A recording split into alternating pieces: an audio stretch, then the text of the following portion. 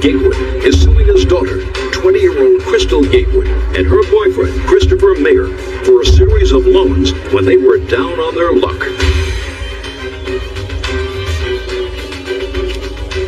That's case number 22 on the calendar in the matter of Gatewood versus Gatewood Mayer. Parties have been sworn in, Judge. You may be seated. Ma'am, have a seat. Mr. Gatewood, this young lady is your daughter, and the co-defendant is her boyfriend. They have a couple of children together. They are not married. Correct, ma'am. It is your claim that you made a loan to them, a loan in the amount of, I believe, $4,000. Yes, ma'am. That they were supposed to pay you back. They didn't do that. Correct. Your daughter and the boyfriend say that this was not a loan, this was a gift, because they had fallen on some hard financial times, and that you became more and more obsessed with getting this money back, an obsession that rose to the level of harassment. They are counterclaiming, claiming that you not only harassed them, but that you vandalized Mr. Mayer's car. Yes. How old are you? I'm 20. How many children do you have? I have 2. How old are they? They are 2 and 6 months. Is Mr. Mayer the father of both of those Yes. children? Yes. What do you do for a living? I was a forklift driver. Well, how long ago were you a forklift driver? A few weeks ago. And how long were you a forklift driver? For about 6 months. Before that, what did you do? Forklift driver at another job. Why do you keep changing jobs? Because Mr. Gatewood keeps calling on the jobs. Yes, ma'am. So it's somebody else's fault. It's not your fault that you lose these jobs. Right. How much did you make at your job? I was making $8.50 $8.50 hour. That's not a lot of money. No, ma'am. Can't support yourself and 2 children on $8.50 an hour. So what do you do for a living? I stay at home with the children. Well, you can't afford to do that. Well, right before this job, he had a job that paid $12.90 an hour. $12.90 an hour, a virtual windfall. You think you could support a family on $12.90 an hour gross? I think it's a pretty good amount. And when did you lose that job? In November. And you went right to work for somebody else? Yes. When did they call and ask you for money? About the first part of February of this year, ma'am. Now, if you were working in February, what did you need money for? Look, don't go like that. I don't know. If he's working as a forklift operator at a job that he can support a wife and 2 children, girlfriend, excuse me, why did you call your father for money? Pretty much he continued to lose every job right around 3 weeks. And each time the boss of the job would call and say, I'm sorry, we have to let you go. But there's a complaint that we got from a person calling in, and a boss doesn't fire him if he's doing a good job because some stranger calls that he doesn't know and says he's not doing a good job. That doesn't make sense, Miss Gatewood. Okay, so you called your father and said that you needed money. we actually called him and said, could we stay with you for a while until we got something saved up? So, Miss Gatewood, so you called the person who you thought was responsible for your husband, I keep saying that, I must be old-fashioned, for your boyfriend losing his jobs, job after job after job. So what you did was call him and say, could we come and stay with you? I asked for me and the kids to come and stay. I'm trying to get where you're coming from. You call the person who you believe is responsible for all your bad luck and say, can we come and stay with you? And what did your father say? He said we could stay for a few days, but he'd like to try to find us a place to stay, for us to be stable. Okay, and you said? I said that'd be great. And? We went looking for mobile homes. We finally found one that we could buy for $1,000. So he told us that he would get us a loan to help build my credit. Great. So you went to the bank? Yes. What happened to the bank? We got a $4,000 loan that my dad agreed he would pay. I didn't have a job at the time. Chris knew nothing about it. Chris knew nothing about it. When you moved into this mobile home that you found for $1,000, he wasn't going to move in with you? Chris wasn't any part of the loan. He was going to live with Just me. answer my question. Yes, he was going to live there. Well, if he was going to live there, where did he think that you got the money from? I told him my dad was going to help us out. That's what we were told. It was going to be a gift. Is that right, sir? No, ma'am. All right, Mr. Gatewood, do you want to tell me your version of what happened with your daughter and this money? Yes, ma'am. At approximately first part of February of this year, my daughter called me crying, saying that she was being evicted from her apartment. Said they had no money for gas, no money for food. It was snowing. They wanted to know if they could come with me. I said, you and the girls can. That young man can't hold a job. He's not welcome. I got off the phone. About 20 minutes later, I called my daughter back. She was upset. I said, I tell you what, I'm going to help you. It's going to be a loan. You got a tax return coming. You can pay me back part of it this year and part of it next year. At that time, that loan will establish your credit. It will also gain you new residency, which it did. We got a trailer for her, 14 by 70, 1974 trailer. Got our washer and dryer, got our couch, got our refrigerator, and... When you say you got her, did she go with you shopping? Yes, we actually purchased a trailer. The washer and dryer came with it. The washer and dryer and the couch basically came with The refrigerator he got from work. Okay. For free. That's Now, correct. you took out, according to you, a $4,000 loan. The trailer was, according to your daughter, $1,000. What happened to the rest of the money? That's correct. We gave the actual person that we bought the trailer from $2,800 No, we did not. for the trailer and all the belongings in the trailer for the furnishings. You have proof of that? All I have is the loan, ma'am. Well, I'd have to know what happened with the money. Well, I gave her the cash to help. Look at me. I gave her cash so they could pay their car payment so they wouldn't lose their car. Okay. That's how not much? correct. How much money did your father give you? He gave us $1,000 for the mobile home, $500 paid for the washer, dryer, couch, and stove that came with it, and $500 towards lot rent and starting all our utilities up. So he actually gave you $2,000. Okay, go ahead. That's not true, Your Honor. We gave the gentleman $2,800 and the other $1,200 I gave to my daughter. I did not give it to him. I gave it to her in cash. Okay. Now, they're supposed to pay you back with their tax return, but something happened, Mr. Gatewood, according to your complaint, that irritated you. Your daughter said, according to you, she said she couldn't make the first payment. Correct. So you went to the bank and made the payment. That was $300 and some odd dollars. $375, yes, ma'am. Then what happened, sir? From that time, she basically asked for me to pay her lot rent as well. And I promptly went straight up there within the hour and paid her lot rent, How much was the lot rent? $300. What were you doing all this time? I was working. Why wasn't your rent being paid? Actually, he went up there himself and paid it off, and the But bank why gave her wasn't a your phone rent? call. Listen to me. He would not have known to pay the lot rent unless somebody told him that the lot rent hadn't been paid. Well, our deal Yeah, I'm not asking you. Why hadn't you paid the lot rent? Because I haven't had my first check yet. So your lot rent was not paid, your food was not paid, if you didn't have any money, so you were using the money, is that right, Mr. Mara, that he gave you? I never had money. Well, you were eating, weren't you? You weren't on life support. She has food stamps that she gets food from and everything. Why would she have food stamps? because we keep struggling.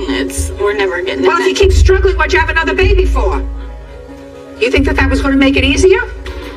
Judge Judy continues in a moment. He doesn't want you to come home with the two children. He doesn't want to be a parent to your two little children. He doesn't want to be a grandparent either. Oh, Miss Gateway, you are truly a victim. Maybe you found the perfect foil. Donnie Gatewood claims his daughter Crystal Gatewood and her boyfriend Christopher Mayer owe for loans. The defendants are countersuing, claiming Donnie put sugar in Christopher's gas tank. Oh, did you get your tax return back? Yes. How much did you get? I think altogether about $4,500. And it didn't dawn on you to pay your father back for this loan? No, we were never told to pay him back. Well, you're here now. And he must have said something before you arrived here today. We were told it was a complete gift. You were told that by your father? Yes. So between February and March, when he came to the house and told you that he wanted some money, because that's what you say in your answer, you think he had a psychotic breakdown?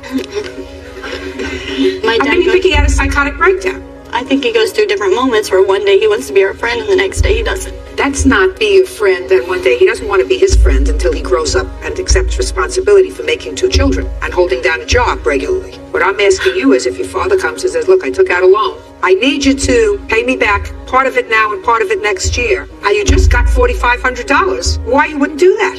Why you wouldn't do that? It's your money. You're the one who works. She doesn't work. She gets food stamps. Every time they went to do something with whatever they were doing with the money or whatever, he came over and got her. And they left and did whatever they did. I stayed at home with the kids those times. Never knew anything, never signed Well, anything. Mr. Mayor, I don't believe that you never knew anything. I believe that he came and got Well, I her. knew where they were going, yeah. You knew what they were going. You knew what they were going for, right?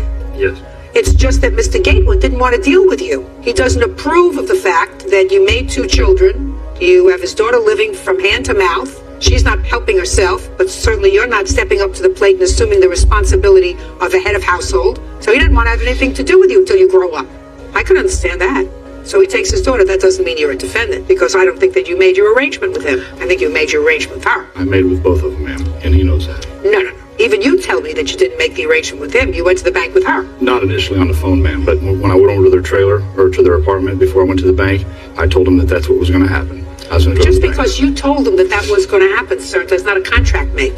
Yes, ma'am. I understand. That's a parent saying, this is what you're going to do. Sure. And unless you have somebody said, fine, offer, acceptance, then you don't have a contract. Yes, ma'am. So I think your agreement was with your daughter. And I don't believe her when she says it was an absolute gift. Otherwise, you wouldn't have come over to the house to try to get payment. He came over to the house because we quit talking to him. We just wanted nothing to do with him. He started... Well, why would you have nothing to do with him after 2 weeks before he took out a loan for you as, according to you, a gift for $4,000? Because- According to you. Why would you want to all of a sudden have nothing to do with him? Because they all of a sudden wanted nothing to do with us. They didn't have us come over. My mom never came to see my daughters, nothing. You're talking about 2 weeks? You're talking about from February to March. Yeah, my mom would come over at least like twice a week and see them, and she just quit coming over, quit caring. Oh, you're just a victim. You're a terrible victim. What do you think? You think both your mother and your father had psychiatric problems during those 2 weeks? No, But what do you think happened? I don't know. I think they got money greedy and... Money? They got money greedy? Yes, I think we deserve that money because as many jobs as my dad has cost Chris. Miss Gatewood, if you believe the fact that your father caused Chris to lose his job, you better have a head adjustment. He may have convinced you of that, but the truth of the matter is, that's a lot of baloney. A lot of baloney. Do you think I'm a smart lady? Yes. They don't keep me around here because I'm 5'6" and gorgeous. They keep me around here because I'm very, very smart. And I have a history with people. Things make sense or they don't make sense. Parents who are faced with the fact that their daughter has had 2 illegitimate children with a man who can't hold down a job, but who seems to be in love with him and seems to at least want to try to make a life with him, don't sabotage that by getting him fired from his job so that their daughter will be out in the cold with her 2 children. I believe it's a control thing. Like, he always wants to know where I am, everything. He's always tried to bring me back to his house. No, he's not. You called him and asked if you could come home, and he said you could come home for a while. But I'd much rather see you in your own place. He doesn't want you to come home with the 2 children. He doesn't want to be a parent to your 2 little children. And he doesn't want to be a grandparent either. Oh, Miss Gateway, you are truly a victim. Maybe you found the perfect foil, Miss Gatewood. What you are is a big baby who has babies, but who made an agreement with your father, and then he said, I'm not giving him my $4,500. There's no way. I didn't make an agreement with him to give him $4,500, and you don't have $4,500 because you don't work. And that's what started the problem with your father. Because if you believe that your father was the cause of all of your troubles, you have to be crazy to call him up and to say, can I come home with the girls? So you really didn't believe that because you could have called his parents and said, we're being evicted. You didn't call them. You called the terrible people who were sabotaging your life. Grow up. Because your tears don't make it with me. I guarantee you, they shed more tears than you did. Bad people. They're really bad people. The fact that you picked somebody who can't hold a job and who can't accept the responsibility for children that he made, that's their fault too. He's there for his kid and he tries. Well, he shouldn't be there for his kids. He should be working. You're there for his kids. And you should be working too. And in addition to food stamps, as long as you're not married, which is one of the reasons you get food stamps, along with the food stamps, there are federal programs that give you free daycare. Put your kids in daycare and get a job. I had a bad influence with the daycare one time. One of my daughters got hurt. Also, somebody else's fault, so get another daycare. But you don't solve your problem by making another baby. I know. Maximum limit that you're suing for is $3,000 on your complaint. On your complaint, I'm awarding you the $3,000 because that's the maximum in your jurisdiction. I have a counterclaim. Counterclaim says, Mr. Gateway, that you put sugar in Mr. Marr's gas tank. That is not true. Go ahead, prove it. We got a call from him about 5 minutes before. Who's we? Chris received the call. I was over there and also Chris's best friend. And he said... Just a second. You were over where? I was at the house. But you didn't get the call? No, I wasn't answering any phone calls. Fine. Then you tell me what the call was. Okay, phone rings, I answer it. It's Mr. Gatewood, and he says, well, since you guys aren't gonna cooperate with me now, and blah, blah, blah. No, I don't want to hear blah, blah, blah. Blah, blah, blah I can get when I speak to my 3-year-old grandchild. I want to hear what he said to you, He Mr. said, Marr. since you guys don't want to cooperate with me now, Don't want to cooperate. Those are the words he used? Since you guys don't want to cooperate with me, go ahead. there's sugar in your gas tank, and I hope it blows up. So what did you do? We went out and checked the I gas tank. immediately hung up the phone, went outside, me and my friend went outside.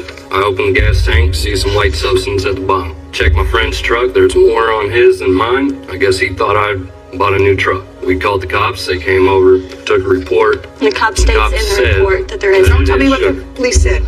I'll see the police report. I think it's on like the 3rd page. Who blacked this out? The police station has it. Fill in the blanks. Mayor, that's you. This is what you told the police. Stated that the problem stemmed from a loan that blacked out, co-signed for blank. That's what you told the police.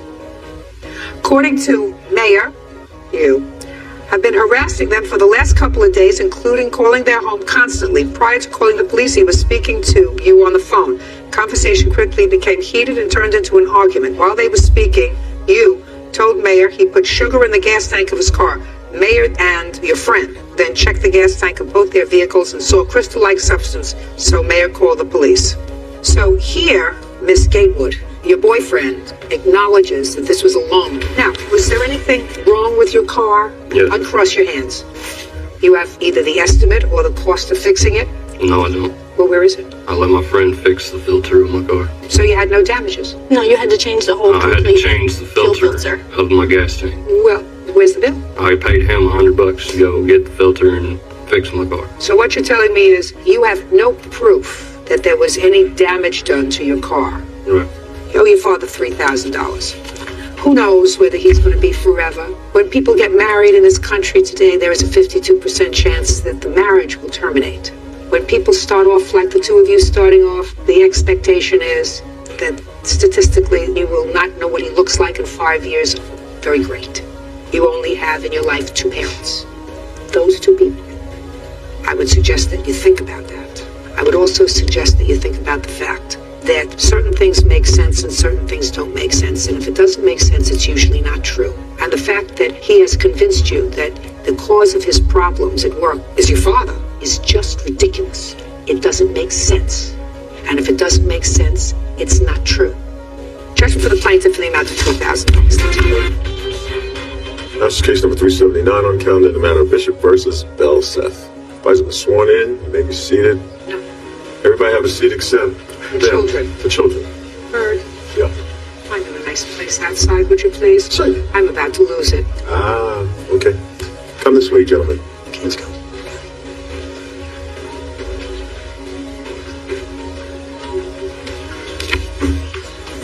Are you two ladies still neighbors? No, we No. Who moved? I do. Cindy Belseth got evicted from her apartment. Don't volunteer any information for me, please.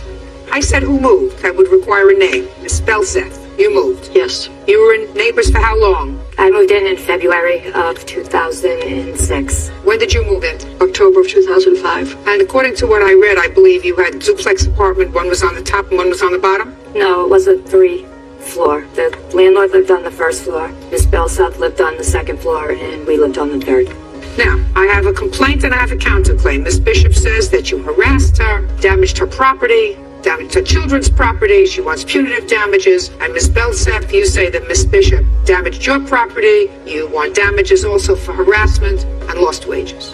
Okay, so you moved into the third floor, Yes. introduced yourself to Miss Belseth. Yes. What was the problem with Miss Bishop and her family, Miss Belseth? From the time that she moved in, there was constant noise, fighting between her and James, stomping across the floor, playing loud music. She's got a loud voice that carries very far. She started saying she'd have pictures of me doing stuff like destroying flowers that she planted or something. Well, let's start from the beginning. You were annoyed because she has 3 little boys that were stomping around upstairs. Not the boys. She stomps. And the boys don't stomp? No. Boys are okay. Yes. Okay, so that was the problem at the beginning? Well, I've confronted the landlord several times. I have several letters that I'd like to see the letters to the landlord, please.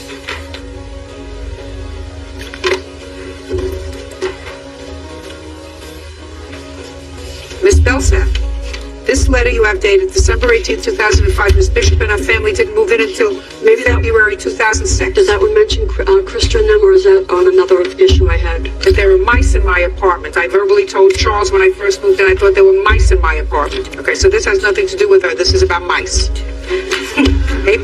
April 21st, 2006. You complained to the landlord about her and her children and their bikes. Then in June, again, you wrote to the landlord. My lease is coming up for renewal in October. I hope there are no surprises in store for me. Why would you think there are any surprises? Because of all the defamation of character that Krista was saying about me. Sounds to me as if you would want to move. All these complaints that you have, August, September, April, and then in September, October. It seemed to me you would want out of the apartment if you were having so much trouble. You had trouble before she moved in, too. The trouble before she moved in was with the fact that I thought there might be mice in the apartment. There were I not. got you, but you had trouble before she moved in, too. So the landlord wasn't happy with you before. All right. And your counterclaim is that she bleached all your clothes. She did. I have pictures of the clothes, by the way. About what? The clothes she claims that I bleached, which I did not do. It conveniently was on the same day that the trampoline was destroyed for good.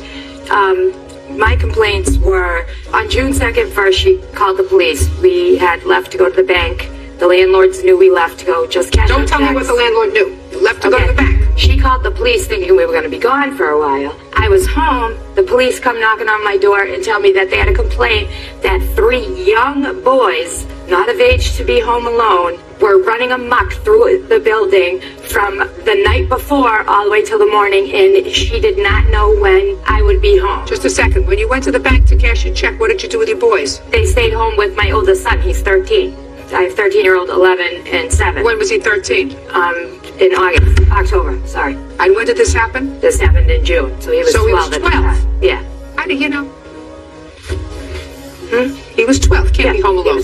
Can't be home alone with 2 young children. Well, the officer said Keep going. it was okay, but Anyways, didn't say it was okay at all.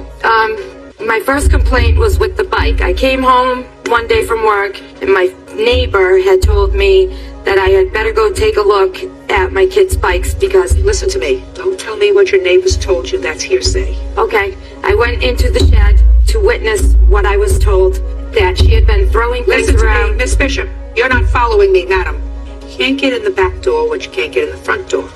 You found bicycles broken. My son's bike was thrown across the shed with another. Do you have any witnesses as to who did that? My neighbor saw her. She was supposed to come, but her children fell ill too. Then you have no proof that she did anything. She admitted it to my landlord and I have it. And she admitted it in front of a housing mediator when she took us to court in front of him. And I have that notarized. Listen to me very carefully. You need a witness. Do you understand? The fact that something is notarized merely means that the person who signed it says this is my signature.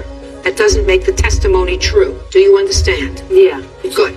So, do you have any proof that the defendant damaged the bicycle? Well, I have all the children had designated spots for their bikes. Now, Miss Bishop, answer my question. And I acknowledge for the purposes of this question, a bicycle was damaged. right, it was thrown from Listen to me carefully. For the purpose of this question, the bicycle was damaged. Do you have any eyewitness proof that the defendant did it? I have her property in my son's designated area, and I have his bike thrown across the shed. It's not proof. Next. I have a police report, and I have pictures of the police witnessing the trampoline she ruined. She sliced Just a it. second. You have a police who observed her slash the trampoline? The police didn't, but they went over to my neighbor who was supposed to be here today. I'm not going to say this again. I need eyewitness proof to the acts that you ascribe to the defendant. Did the police witness any person damaging your property? No, they just went and spoke Well, to the then, witness. I acknowledge for who the was purpose of the supposed to be question here. the fact that a trampoline was damaged, but you have no proof that the defendant did it. I have letters. Miss Bishop, enough. Judge Judy continues in a moment. Oh, you are a foul lady, Miss Bishop. Well, You have a foul mouth, madam. Nasty. Nasty lady. And later today, Well, there must have been something that happened that you folks are not discussing with me. This police report would probably one of them. And what was that about? I have asked her that many times and she cannot give me a reason why or why she does not like me. real cases, real people. Judge Judy. Krista Bishop says former neighbor Cindy Belsack vandalized property belonging to her and her children. Cindy is countersuing, claiming Krista vandalized her property. Into your counsel plan. You have any witnesses that allegedly saw Miss Bishop throw bleach on your clothes? I have a witness here that was with me. Step up, sir. Who are you? My name is Robert Norwood. Do you remember an incident involving the clothes? Yes. When did that happen? Look at me. Don't look at the I was paper. just trying to check an exact date. Do you remember the month? It's like around maybe between June and October. Listen, you are not a judge, is that right? Correct. If you're the judge and you ask me to tell you about an incident and you want to rely on what I'm telling you about everything that you remember, and you cannot even remember the month within 5 months of what you saw, would you rely on my testimony? I would have some questions. That's absolutely right. You still want to tell me what you saw in June, October? From what I've witnessed, yes. Only about the clothes. As far as the clothing part, what I Look at me. As far as the clothing part, what I witnessed was something being thrown from above. Now, a couple of days later, when I came back to visit, they showed me clothing that had bleach on it. Okay, so you didn't witness anything. So when you came back a few days later, they showed you in the apartment that there was bleach on the clothes. Is that right? Correct. Very good. You can have a seat. Listen to me. Go with me. I have a tape of her threatening me and harassing me. She hides But- tapes, which but is... I'd like to hear it. I'd like to hear her threatening you and harassing you. I'd like to hear what she said.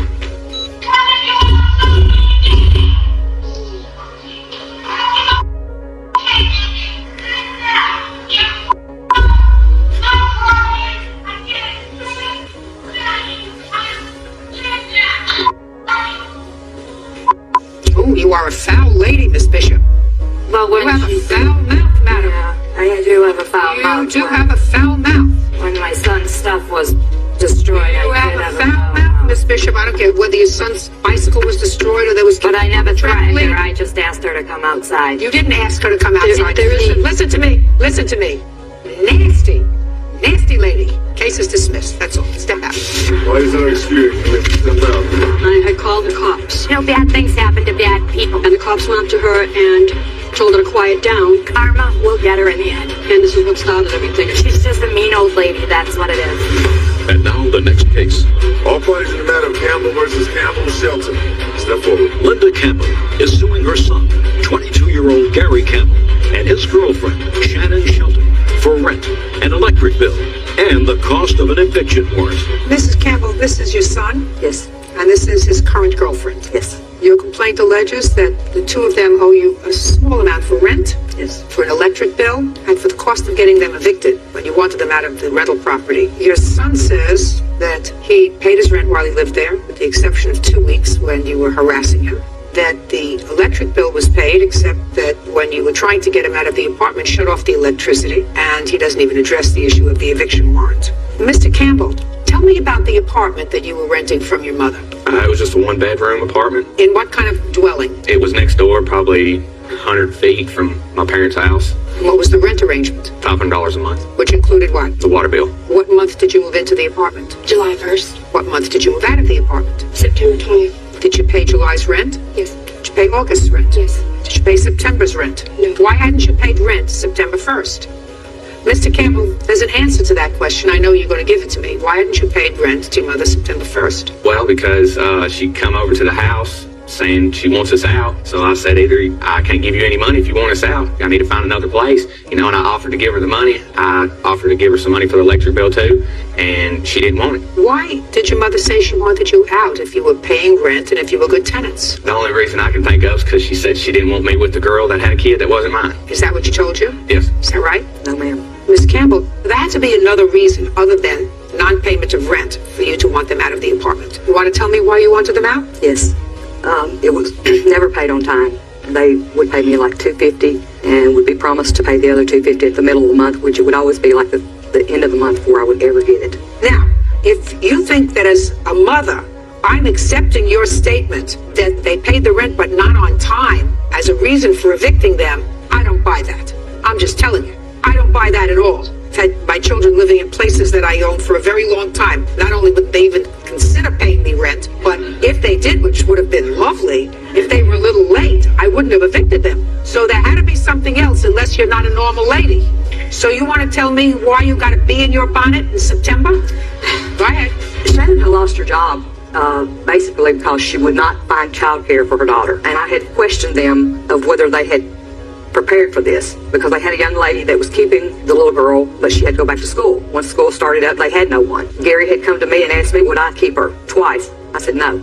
It's not something I'm going to do. And I assumed she was fired from her job because she couldn't show up because she had no one to keep the child. And she just sat there for week upon week without a job. That is not true.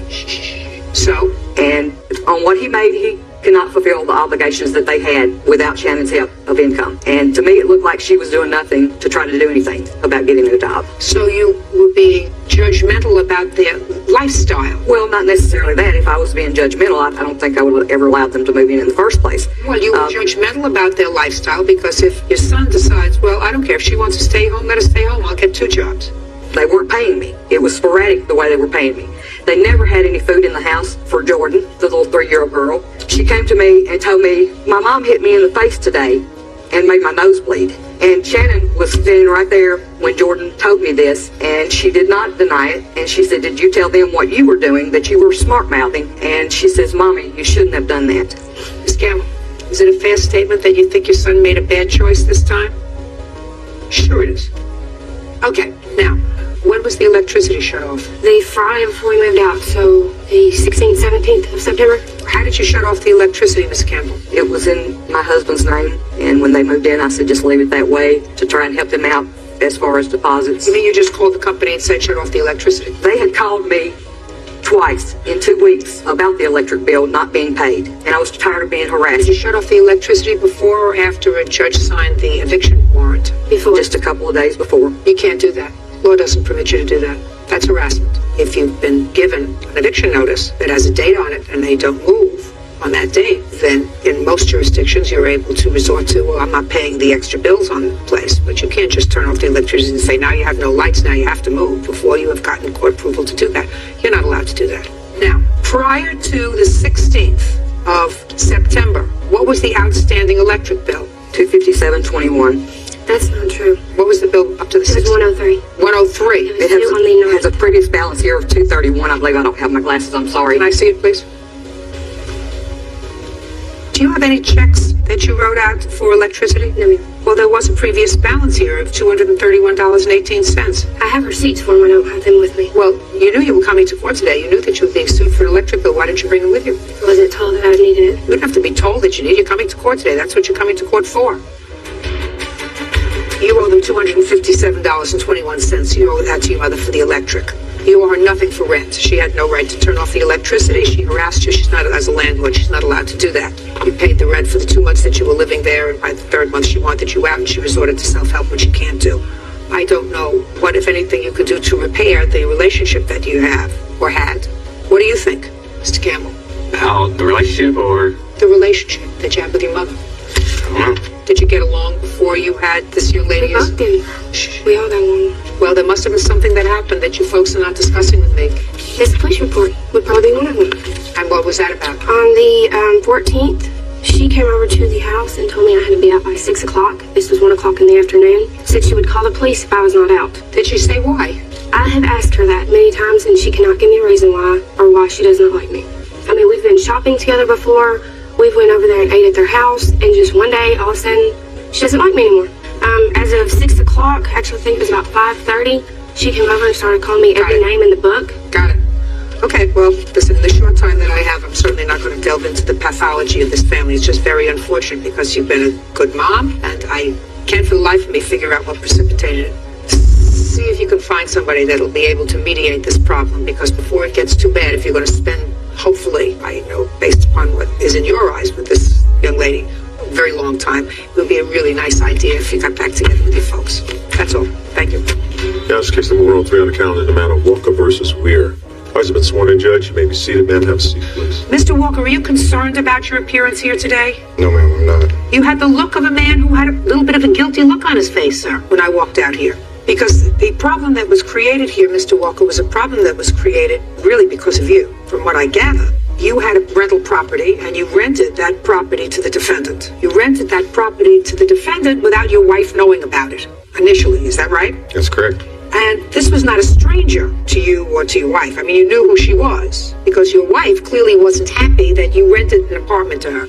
So far, is that correct, Miss Walker? Yes. Now, what was it about Miss Weir that you didn't like? My previous dealings with her, she just wasn't somebody I wanted to live in my house. What kind of rental property is this? It's a studio apartment. Do you live in the same building? No, I live next door. How long have you known her? I met her, I believe, 4 years ago. How does your husband know her? Through acquaintances, I believe. How did you rent the apartment to Miss Weir, sir? She was referred to me by a friend. You contacted Mr. Walker? Yes. And said you needed an apartment? Yes. And he said? He had a studio apartment for rent. The people had not quite moved out yet, but he went ahead and showed it to me anyway. Did you know that your wife was not crazy about Miss Weir? Not at the time, I didn't know. What happened, sir, when you told your wife about the new tenant? She said that she did not want her living there and requested that we ask her to move. You moved in when? About the 19th of December. And when did you find out that she moved in? While she was moving in. While? Yes, I seen her go in. Well, when you saw her moving in, you said, what are you doing here? No. What happened? I went to him. Ah. And what did you say to him? I told him I did not want her to live in my house. So you told him to get her out? Exactly. And what did he say to you? No. Did he say why? Because she had a good job and he trusted the lady that referred her to him. How long have you two been married? For 6 years. So your wife said get her out and you said no, she's got a good job, not getting her out. Figured I'd give her a chance, yes. Well, you did. She wasn't happy. So what did you do? I let it be. Now, your complaint is that she moved out owing you rent, she caused damage to the apartment, and she harassed you. Ms. Weir says that you were the one who harassed her. She wants her security deposit back, and she wants her moving expenses back because It was because of your harassment that she was forced to move. That's your counterclaim. Yes, that's correct. When did you move? I actually moved on February the 7th. Did you pay December's rent? No. Yes. Yes, I paid December. Pay attention. I'm sorry, Your Honor. Paid December's rent. Did you pay January's rent? No, ma'am, I did not. Tell me why.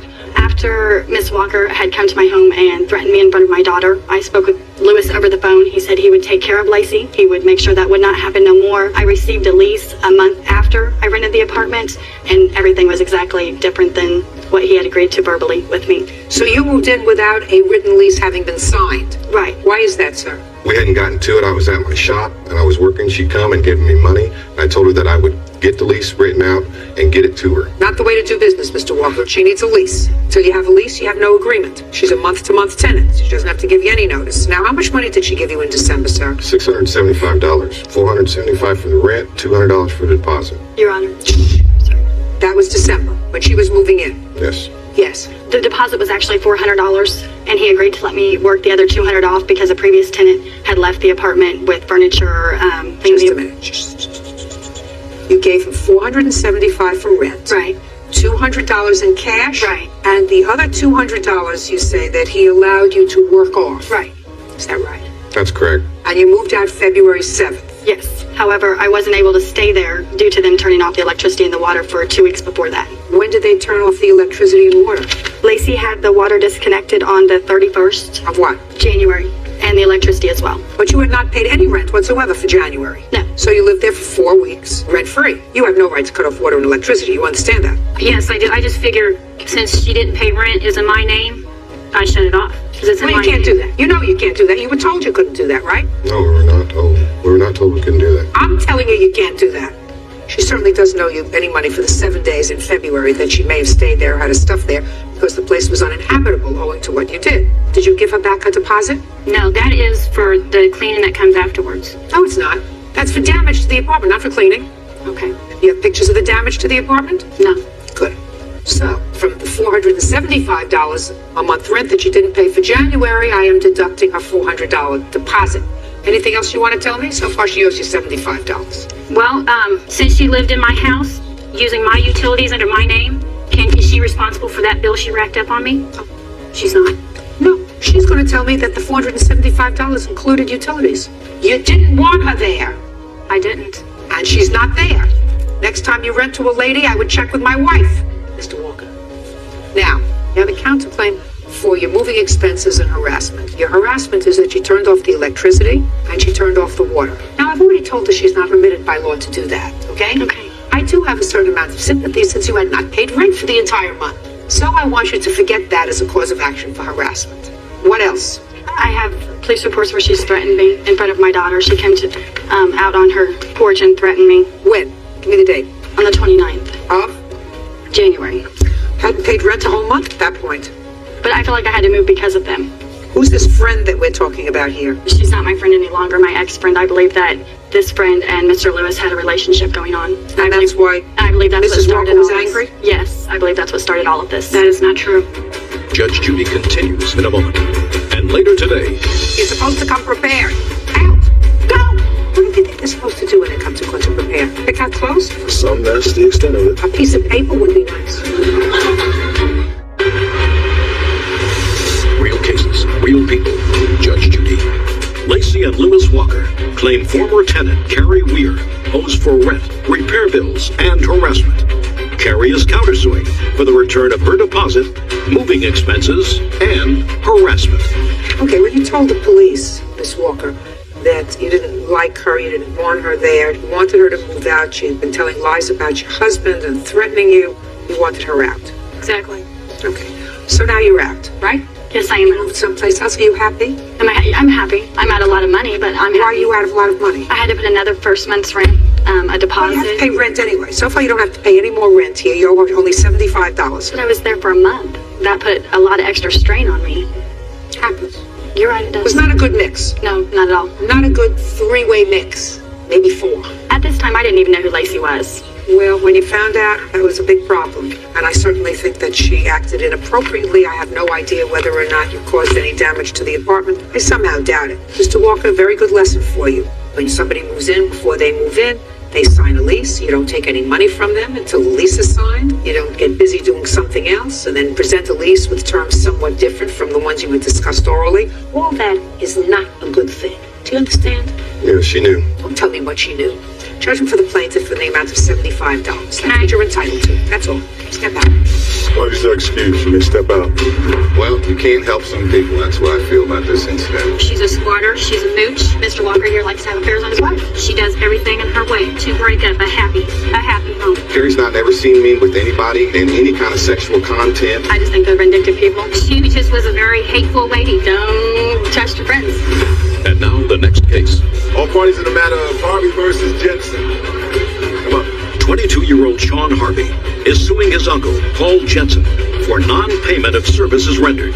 Sean claims Paul owes him for 3 weeks of work. Mr. Harvey, this is your uncle through marriage. Correct. He is the husband of your aunt, and it is your claim that you went to work for him in a construction job. You have a girlfriend. I assume this is your girlfriend, and you also have a young baby. Correct. And that he paid you by check $2,000 for work that you did, and then stopped payment on the check. You want your $2,000. Right. That's your case. Mr. Jensen says you didn't do $2,000 worth of work, that the $2,000 check he gave you was a loan to sort of get you on your feet, and he became disrespectful, so he put a stop payment on the check. That's correct, Your Honor. Mr. Jensen, when did you first and under what circumstances give Mr. Harvey a job? It was during a family discussion. We were at my wife's mother's house, I believe, Your Honor. And it was the end of April, first part of May. And what was the discussion? The fact that Sean needed a job and that I was willing to employ him. Was he there? Yes. Did you discuss salary? Yes, I did, Your Honor. And what was the salary? $20 per hour. And how many days a week and how many hours a day was he supposed to work? It was a 5-day, 8 hours per day. Okay. When did you first show up for work, Mr. Harvey? Do you want me to answer that exact question, or I just...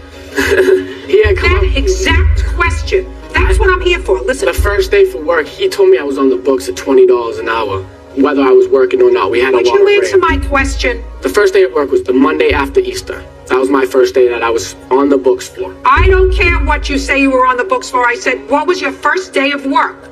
Now, you knew you were coming to court. You're the plaintiff. It is your claim that this $2,000 was for work you performed, correct? Correct. Then you have to come with some information, Mr. Harvey. A tie doesn't do it. You have to come in and say, I started working on May 5th, on May 7th. I worked for so many weeks, $20 an hour, 8 hours a day, 3 weeks. This was my pay. Do you understand? Now, do you need time and a calendar to figure out when you started to work? I did ask for a calendar previous to come. Well, then go get it, because I am losing my patience with you fast. You're supposed to come prepared. Out. Go. What do they think they're supposed to do when they come to court to prepare? Pick out clothes? For some, that's the extent of it. A piece of paper would be nice.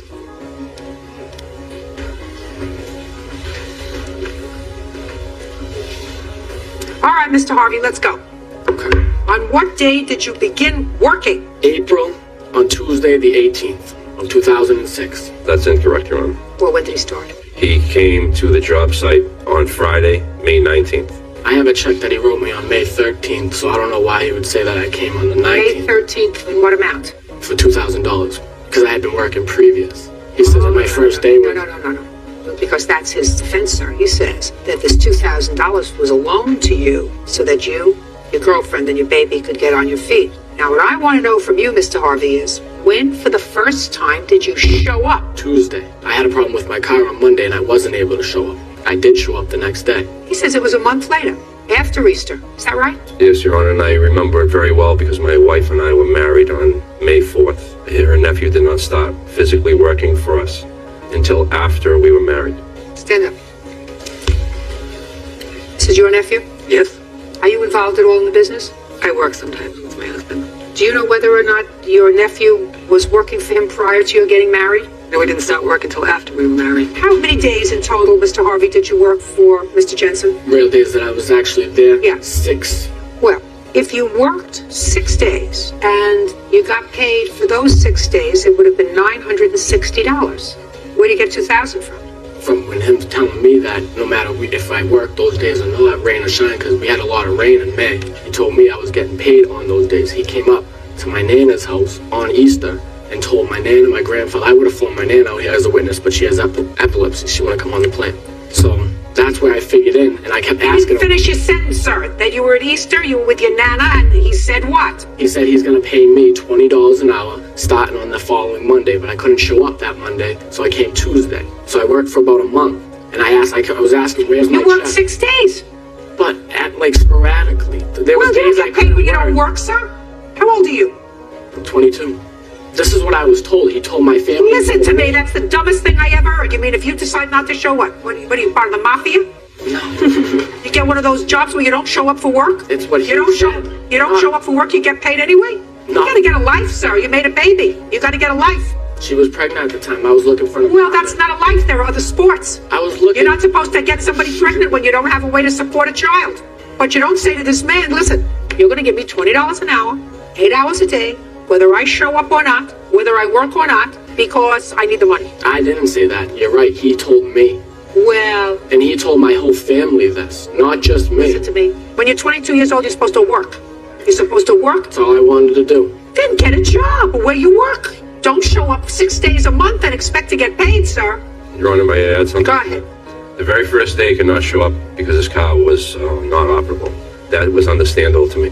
What wasn't understandable to me, which was one of the reasons that I did not want to even entertain the idea of employing him any longer, was that he was at my parents' house where we met to go to work to the next job. My wife went in, spoke to Sean about him bringing her back to Salisbury.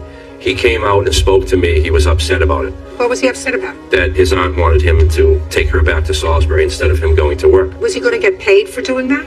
Well, if I could continue with the story. During that time, it was agreed upon that he would take her back, which he did. Later, my wife called my cell phone at the job site saying that she was going to come to the job site and work with me for the rest of the day. Her nephew, Sean, drove her to the job site. My wife got out of his vehicle. As I approached the vehicle to talk to Sean, Sean did a U-turn in the street and drove off without talking to me. If he had showed up at the job site like he did and gotten out and at least talked to me, I would have expected him to finish the rest of the day working. Yes, he would have got paid for that day because that was my Well, that's circumstance. conjecture, sir, and that's something you can't expect Right, him exactly. to read your mind. Right. Go ahead. But I wasn't even able to discuss this with him because He as soon acted as like my a wife, baby. as soon as my wife exited the car, he did a U-turn and left. Who has the check? I do. Can I see it? Sure.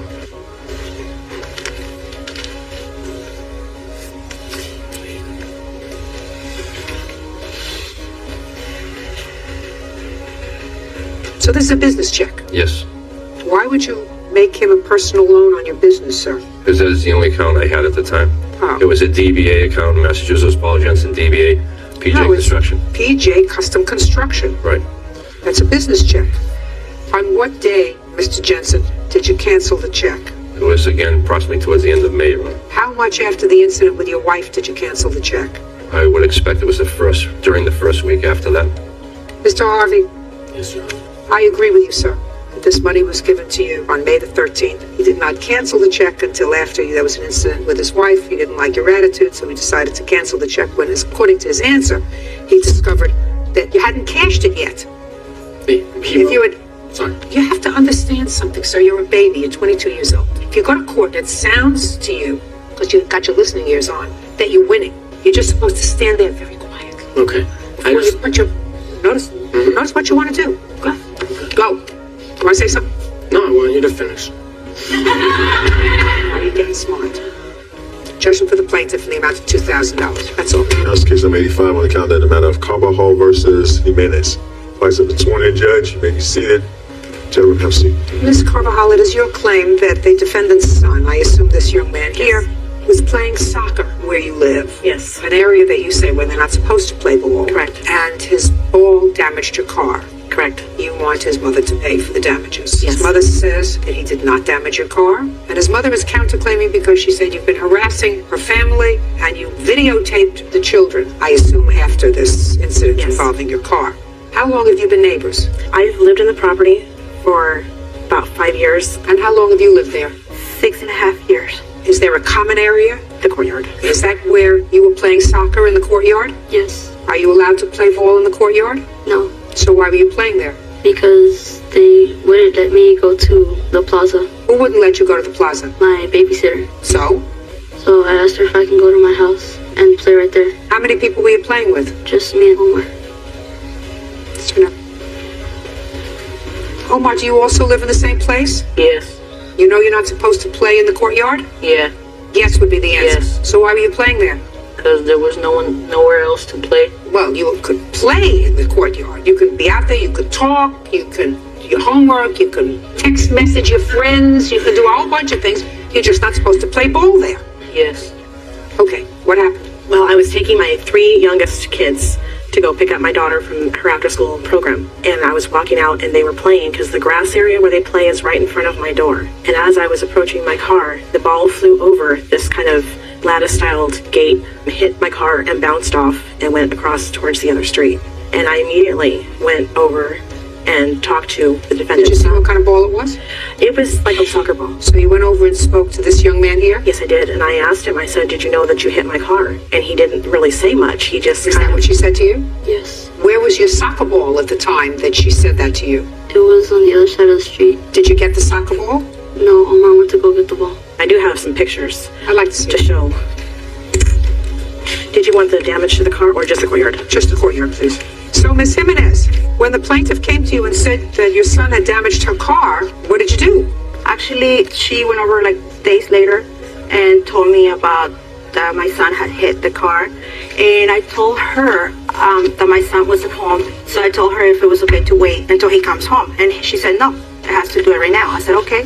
So I called Omar and I told Omar to go with me to go see the car. So we went over downstairs and I saw all the bumps and stuff that the car has. And then I told her, I said, I don't know if my son hit her or not because he's not here. And I told Omar and he goes, yes, but it didn't hit her car. It bounced all the way to the other side. I said, okay. And he goes, the ball fell on the puddle of water that it was there. Who kicked the ball when it went over? Me. Wally. Just a second. You did, correct? Yes. Did you see the ball from the time he kicked it until the time it fell in the puddle? Yes. And you're telling me that you saw it and it never bounced off something? Yes. Yes, what? I didn't see it hit the car. Well, because you didn't see it hit the car doesn't mean it didn't hit the car. What you're telling me is the ball was kicked and it went over and the first place it landed was in a puddle of water? Yes. Let me see the damage to the car. I also have pictures of my car to show that it's not in damaged condition before it was hit. Did you want to see? Okay. I also have videotape too. Of damage and of the kids playing soccer after the incident happened in the courtyard. What kind of car do you have?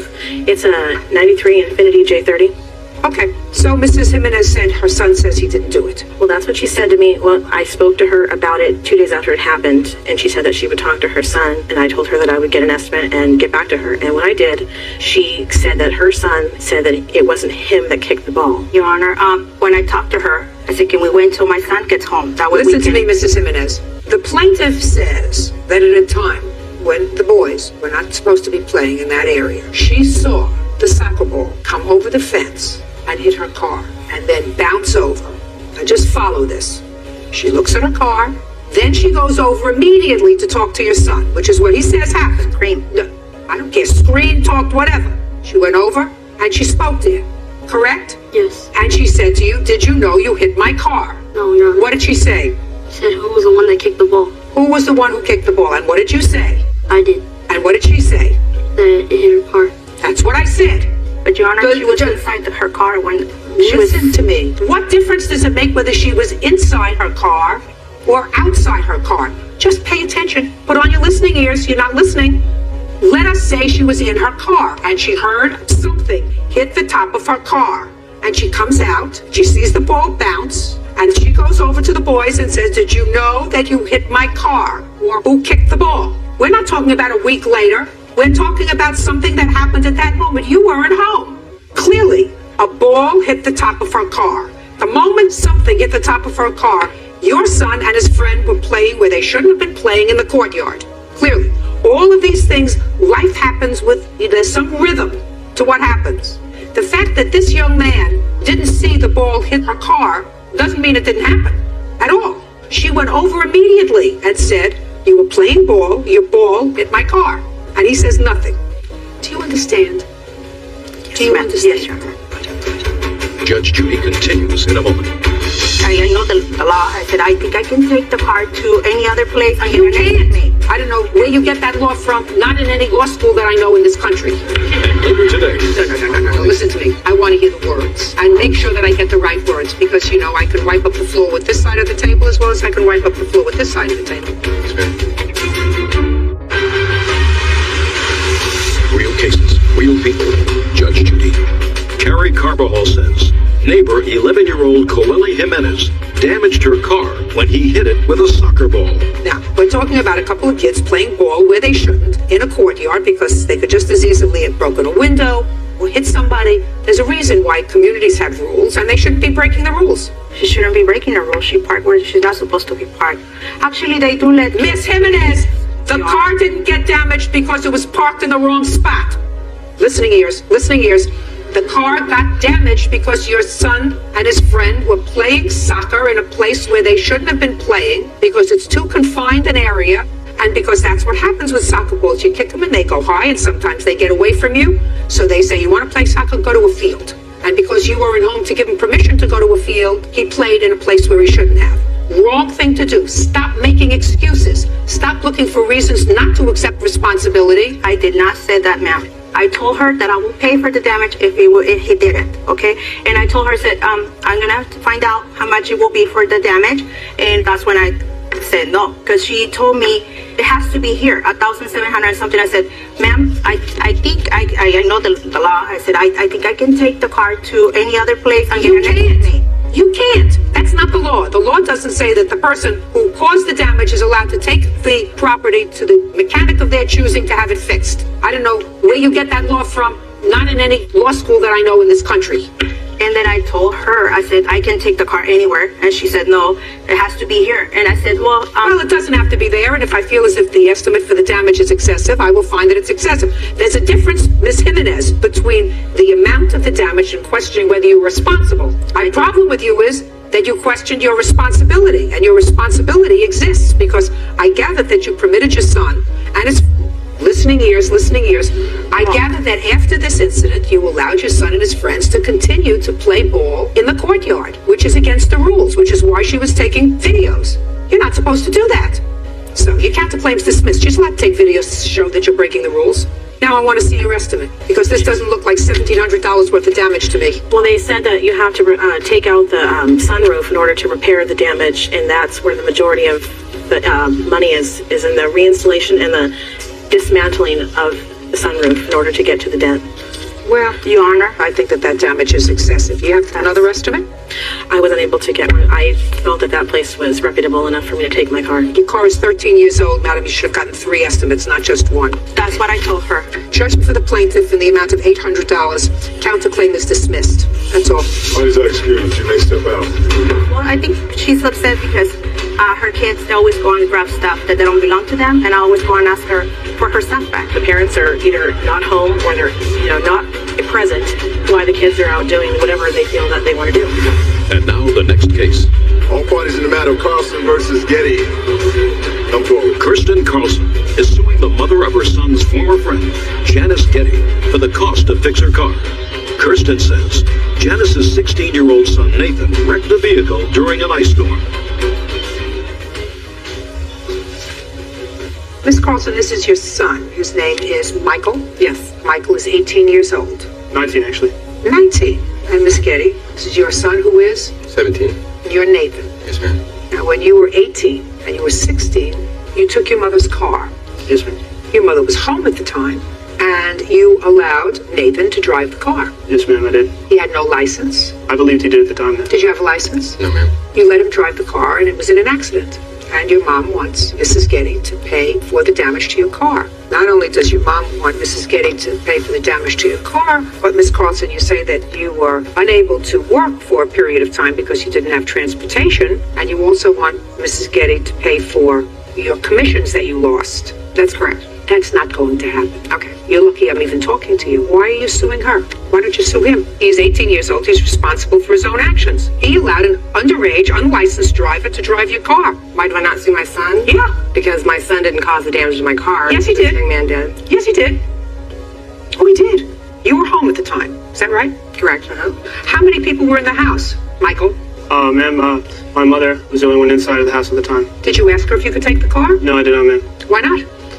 The keys were there. Thought it would just be a good idea to take it out. Why? There was an ice storm, according to your mother. Yes, there was. So that was pretty dumb. Very dumb. If you had asked your mother, and if there was an ice storm, would you think your mother would have said, don't take the car out now, you have no place special to go, the weather's bad? I'm sure I didn't ask her, so I don't know what she would have said. What do you think she might have said in an ice storm if you weren't going to an emergency room in a hospital, sir? She would have said no. Right. So you chose not to ask her. Yes, ma'am. Who drove the car out of the driveway? I did, Your Honor. When did young Nathan here take possession of the car? About a block away from the house. Tell me how that happened, Nathan. Michael. Is not an answer. I'm sorry. He drove the car around the block, ma'am, and he was done and he offered me to drive, so... Well, no. Listen to me. I want to hear the words. And make sure that I get the right words, because, you know, I can wipe up the floor with this side of the table as well as I can wipe up the floor with this side of the table. Yes, ma'am. We pulled out of Michael's driveway, and he was driving at the time. We took one trip around the block, and he offered me the keys to drive. What did he say? He said, do you want to drive? We were basically just having fun, just driving around the block. But it was an ice storm. Yes, ma'am. So why would you get behind the wheel of a car? I really don't know. It was a bad choice. Right. When did you get into the accident? I must have driven around the corner, and I started to turn, and the car lost control, and I ran into a stop sign. Got pictures of your car? Yes, I did, ma'am. I'd like to see them. No, it's done, but... Let's push them down here, okay? And there are three Do you photographs. realize I'm old and my eyesight is bad? You can't develop these things? What? You can hardly even see it's a car. Thank you. Okay, so what happened when you had the accident? You went home and did what? As soon as I had the accident, Michael flipped out and he was yelling and kind of crying, and that's whenever... Why were you yelling and crying? You're 18 years old. Well, I felt, you know, like... You felt really what? You were about to say something. Say it. Say the word. You felt really... Angered. No. That's the word you started to say, Michael. That's the word you started to say. I felt responsible, and I felt... Right. You felt responsible. Why? Because you'd taken your mother's car without permission. Yes, ma'am. You would allowed a 16-year-old to drive it, right? I did. And now you had to go back and tell your mother that the car was in an accident, right? Yes, ma'am. So that's what you did? Well, I didn't let him drive. I didn't offer to drive. He had begged to drive because I'd assumed he had his license, because he'd been talking about getting his license for several months before that, and that's why I let him drive to begin with. Your mother thinks you're cute, Michael. She's looking at you like she thinks you're cute. I don't think you're cute. Because the word that you started to use before was responsible. You are responsible. Do you know, Miss Carlson, that if this accident had caused injury to this young man, he would be suing you? Do you know that? If he had been killed in this accident, his mother would be suing you. She would own your house and everything else that probably you've amassed over the course of your lifetime. He's responsible. He's a minor. He's not. He took your car without permission and allowed a minor to drive the car. And what I'm telling you, Miss Carlson, is you're lucky that he wasn't hurt. Because if he had been injured, you would have been responsible. I mean, there's really no difference in what happened here than if you went out and your son decided to have a party and invited several underage people to the house, served them alcohol, and they went out, drove home, got into an accident, hurt themselves. You know whose homeowner insurance would be responsible for that? Correct. Your son, who's reached majority, gave permission to an unlicensed minor to drive the car in bad weather. I mean, when he knew that his mother wouldn't give him permission to take the car, he stole it. What he really did was your son stole the car. Right, Michael? Yes, ma'am. You should put it like that. Good. Now that we understand each other, what are you doing with yourself now, Michael? I'm enlisting in the Navy soon, ma'am. I'm already in, and I'm just waiting for my ship-off date. Did you graduate from high school? Yes, ma'am, I did. Miss Getty's answer indicates that you have a pending criminal case. Is that right?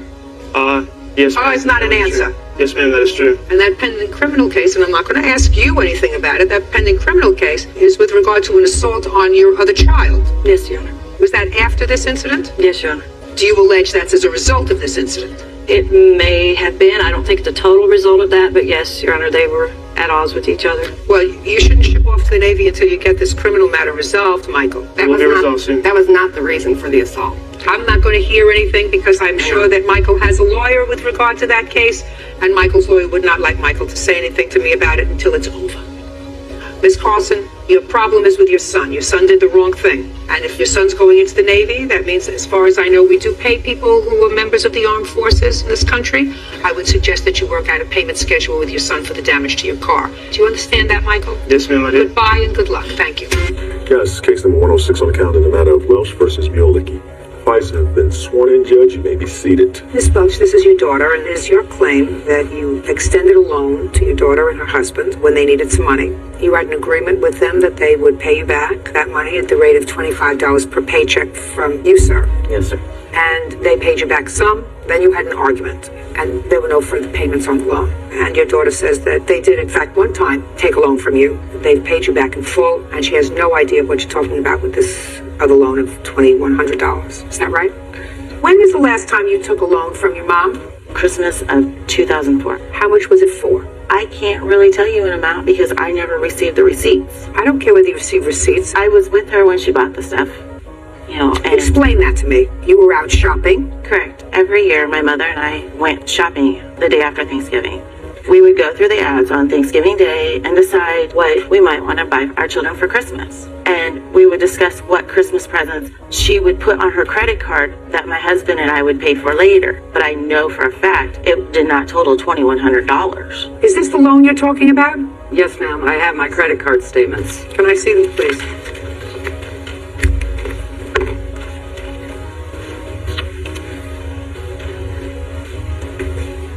Okay, what was purchased at Steve and Barry's? What kind of store is that? It's a clothing store, and it was closed for Dana and Trevor. And what was purchased at Nebraska Furniture? We had gone there and we had purchased DVDs that were on sale and some other little things. Toys R Us in Omaha. That would be mine. Radio Shack. That's mine. There is also a bill here for $288 for Shopko in October. Do you know what that is? It's for 2 Christmas presents for my son and my stepdaughter. How much did you pay back? Out of his check, we've paid back $575 just from his paycheck. And then also in February of 2005, I had received my income tax check and I had borrowed $25 from my mother. And when I received my income tax check, I deposited $25 plus $200 into her account at that same bank. Did she deposit $225 into one of your accounts? Yes, she did. So then it's 25 of it was for the 25 that I gave her. Fine, so the other 200 was a $200 toward their car payment because they had not given me the car payment. Why do they give you their car payment? Because it's in my name and I want to make sure it gets paid. Why is it in your name? Because they don't have good credit. But Your Honor, are you paying for the car, by the way? Yes, I have never Your missed Honor, a payment. They did not pay me $375. I have the receipt. $575. No, they did not. They gave me $300 out of his paycheck. You have, and that's all. You have proof that you paid her $575 out of your paycheck? Yes, ma'am. Can I see it, please? I have the deposits right here from my bank. Not all of that money went toward the loan. All they paid me through deposits into my account was $300. You may say that, madam, but this amount comes up to $575. Your Honor, we're talking about Christmas presents purchased in 2004. Miss Welch, I want to tell you something, madam. It's difficult enough to try to ferret out non-familial lawsuits when there are loans. When there's family and you have complicated your financial structure with your children, as far as summer car loans, this is a Christmas loan, you don't expect the courts in this country to waste their time ferreting that out because you had a fight with your daughter. That's not going to happen. The fight with my daughter, Your Honor, is because of them neglecting their children. Miss Welch, what I'm telling you is courts are not going to do that. This court is not going to do that. I will take a look at your bills and try to make a judgment as to overall how much of this money was paid back. But if you expect me to go week by week and figure out how much of the $25 went into your bank and how much maybe went into a loan for a car and how much went, just listen to me, it's not going to happen. And if what you're telling me is that the fight with your daughter was precipitated by the fact that you felt as if they were not doing the right thing with their children, I'm telling you that you got to take your nose out of her business. Leaving their children home alone at night for 10 hours? Miss Welch, what I'm telling you is you have to take your nose out of their business. And if you feel as if your grandchildren, because of the neglect of their parents, are legitimately at risk, and you've said to your daughter, I don't think it's a great idea to leave the kids home alone. Not a great idea. And she doesn't listen to you, and you have a substantial and legitimate concern about your grandchildren, you call Child Protective Services and let them do an investigation. And the only way you keep your mother's nose out of your business is to not take money from her. How many children do you have? We have 5 children, Your Honor. You have 5 children. So you're mature enough to have 5 children. I assume that if you couldn't take care of them, then you wouldn't have had them, because that would have been irresponsible, right? Correct. But you can't take care of them because you have to keep borrowing money from your mother, which means that you didn't have enough money to have 5 children. So that's irresponsible. If you can't support 5 children, you don't have 5 children. But once you take money from your mother because you're irresponsible, then she feels as if she has the right to say to you, you're not acting responsibly with my grandchildren. But the fact is, you weren't responsible because you had too many children that you couldn't take care of. You say no, I'm saying yes. You're standing there, you look like an idiot. And what you've done is, you've taken a relationship that was a good one, and if your mother said to you, I don't like my grandchildren staying home alone. How old is the oldest child? 12. And how old is the youngest child? She's 2. A 12-year-old cannot watch a 2-year-old. My 12-year-old doesn't watch my 2-year-old. My 2-year-old's in daycare. We're talking about when the children were home by themselves. They weren't home alone at night. We actually took our children to his mother's every single night and picked them up every single morning. Did you ever tell your mother that the children were going to be home alone? No. She deducted that herself. She came up to that conclusion on her own. No, they told me that on the night after Thanksgiving when Dana made it my business that he was going on nights the 1st of December. I said, who's going to take care of the kids? We're leaving them alone because Dana can come home from work every hour and check on them. Okay, I want to tell you that that's wrong. Absolutely 100% wrong. Because if Child Protective Services came 5 minutes after she left and found a 12-year-old in charge of 3 children, they would remove all the children from the house. Well, they haven't let me see the kids since. Okay. Well, that's a tragedy. So I'm going to tell you this. The only relationship that you can count on forever is hers. Judge Judy continues in a moment. I gather that for a long time things were very good. Are you saying no? She's an idiot. Unfortunately, she's your idiot. And later today, here's one hole in the wall Dana did. Here's the hole Dana put in the wall when they were really fighting one day. I would get in the middle of it so it wouldn't Just a second. Oh, I would never get punched. real cases, real people. Judge Judy. Bridget Welsh says her daughter and son-in-law owe for unpaid loans. Tanika and Dana Mulicki are countersuing for the return of Tanika's engagement ring and harassment. Listen, she's dumb as this. Unfortunately, Miss Welch, in this country, and I say unfortunately from the bottom of my heart, the Supreme Court has not taken a positive position with regard to whether grandparents have the right to seek visitation with their grandchildren if their children are denying them visitation. If I were the queen of the universe and running the world, it would be different. It would be different because dumb ones like this don't appreciate the fact that children need the widest possible community of love and affection. And even if you're not getting along with your mother, that doesn't mean that you cut your children off from a grandmother who was, for most of their lives, a positive influence. I gather that for a long time things were very good. No, you're saying no. She's an idiot. Unfortunately, she's your idiot. Unfortunately, she's your idiot. You can't tell me things weren't good, madam, because then you would be a taker. Because then when you say to me, I would go shopping with my mother the day after, put your hand down, the day after Thanksgiving every year, that suggests to me that you had an ongoing relationship with your mother. Now you say no. It was an off and on relationship. It may have been off and on for you. And it was off and on for her. She would tell me numerous times to stay out of her life. You're dead to me. You don't have a mother. She told my 12-year-old. Miss Welch, listen to me. She's doing revisionist history because you're not paying attention. My statement to you is, I don't care what kind of relationship you have with your mother, and I don't care whether your husband has a good relationship with her either. What I'm saying to you is, if you are a good and loving parent, you don't cut your children off from their grandmother. My son cut himself off from her. All right, my son is 12 years old and understands. Listen to me. I think that they still owe you $1,400, and that's what you're going to get as a result of this lawsuit. Now, you have some property that they say belongs to them. What property? She's got an engagement ring that was given to me from my ex-boyfriend, who is my son's father. Do you have an engagement ring that belongs to her? That ring was given to me, Your Honor, for a loan that I made. Listen to me. Listen to me. She wants it back. I don't know why he wants it in his house. He doesn't. But she wants it back. She also has this Nintendo 64 that we can't replace. My son's that we bought him personally for his birthday. What was it doing in her house? He took it there to play it when he'd go to her house because she lives in an area where he can't just go outside and play with friends. She won't allow him to go outside and play with the neighbor kids because she says everybody just a second. So you allowed this child, your son, to take his Nintendo 64 game to your mother's house because he spent time there.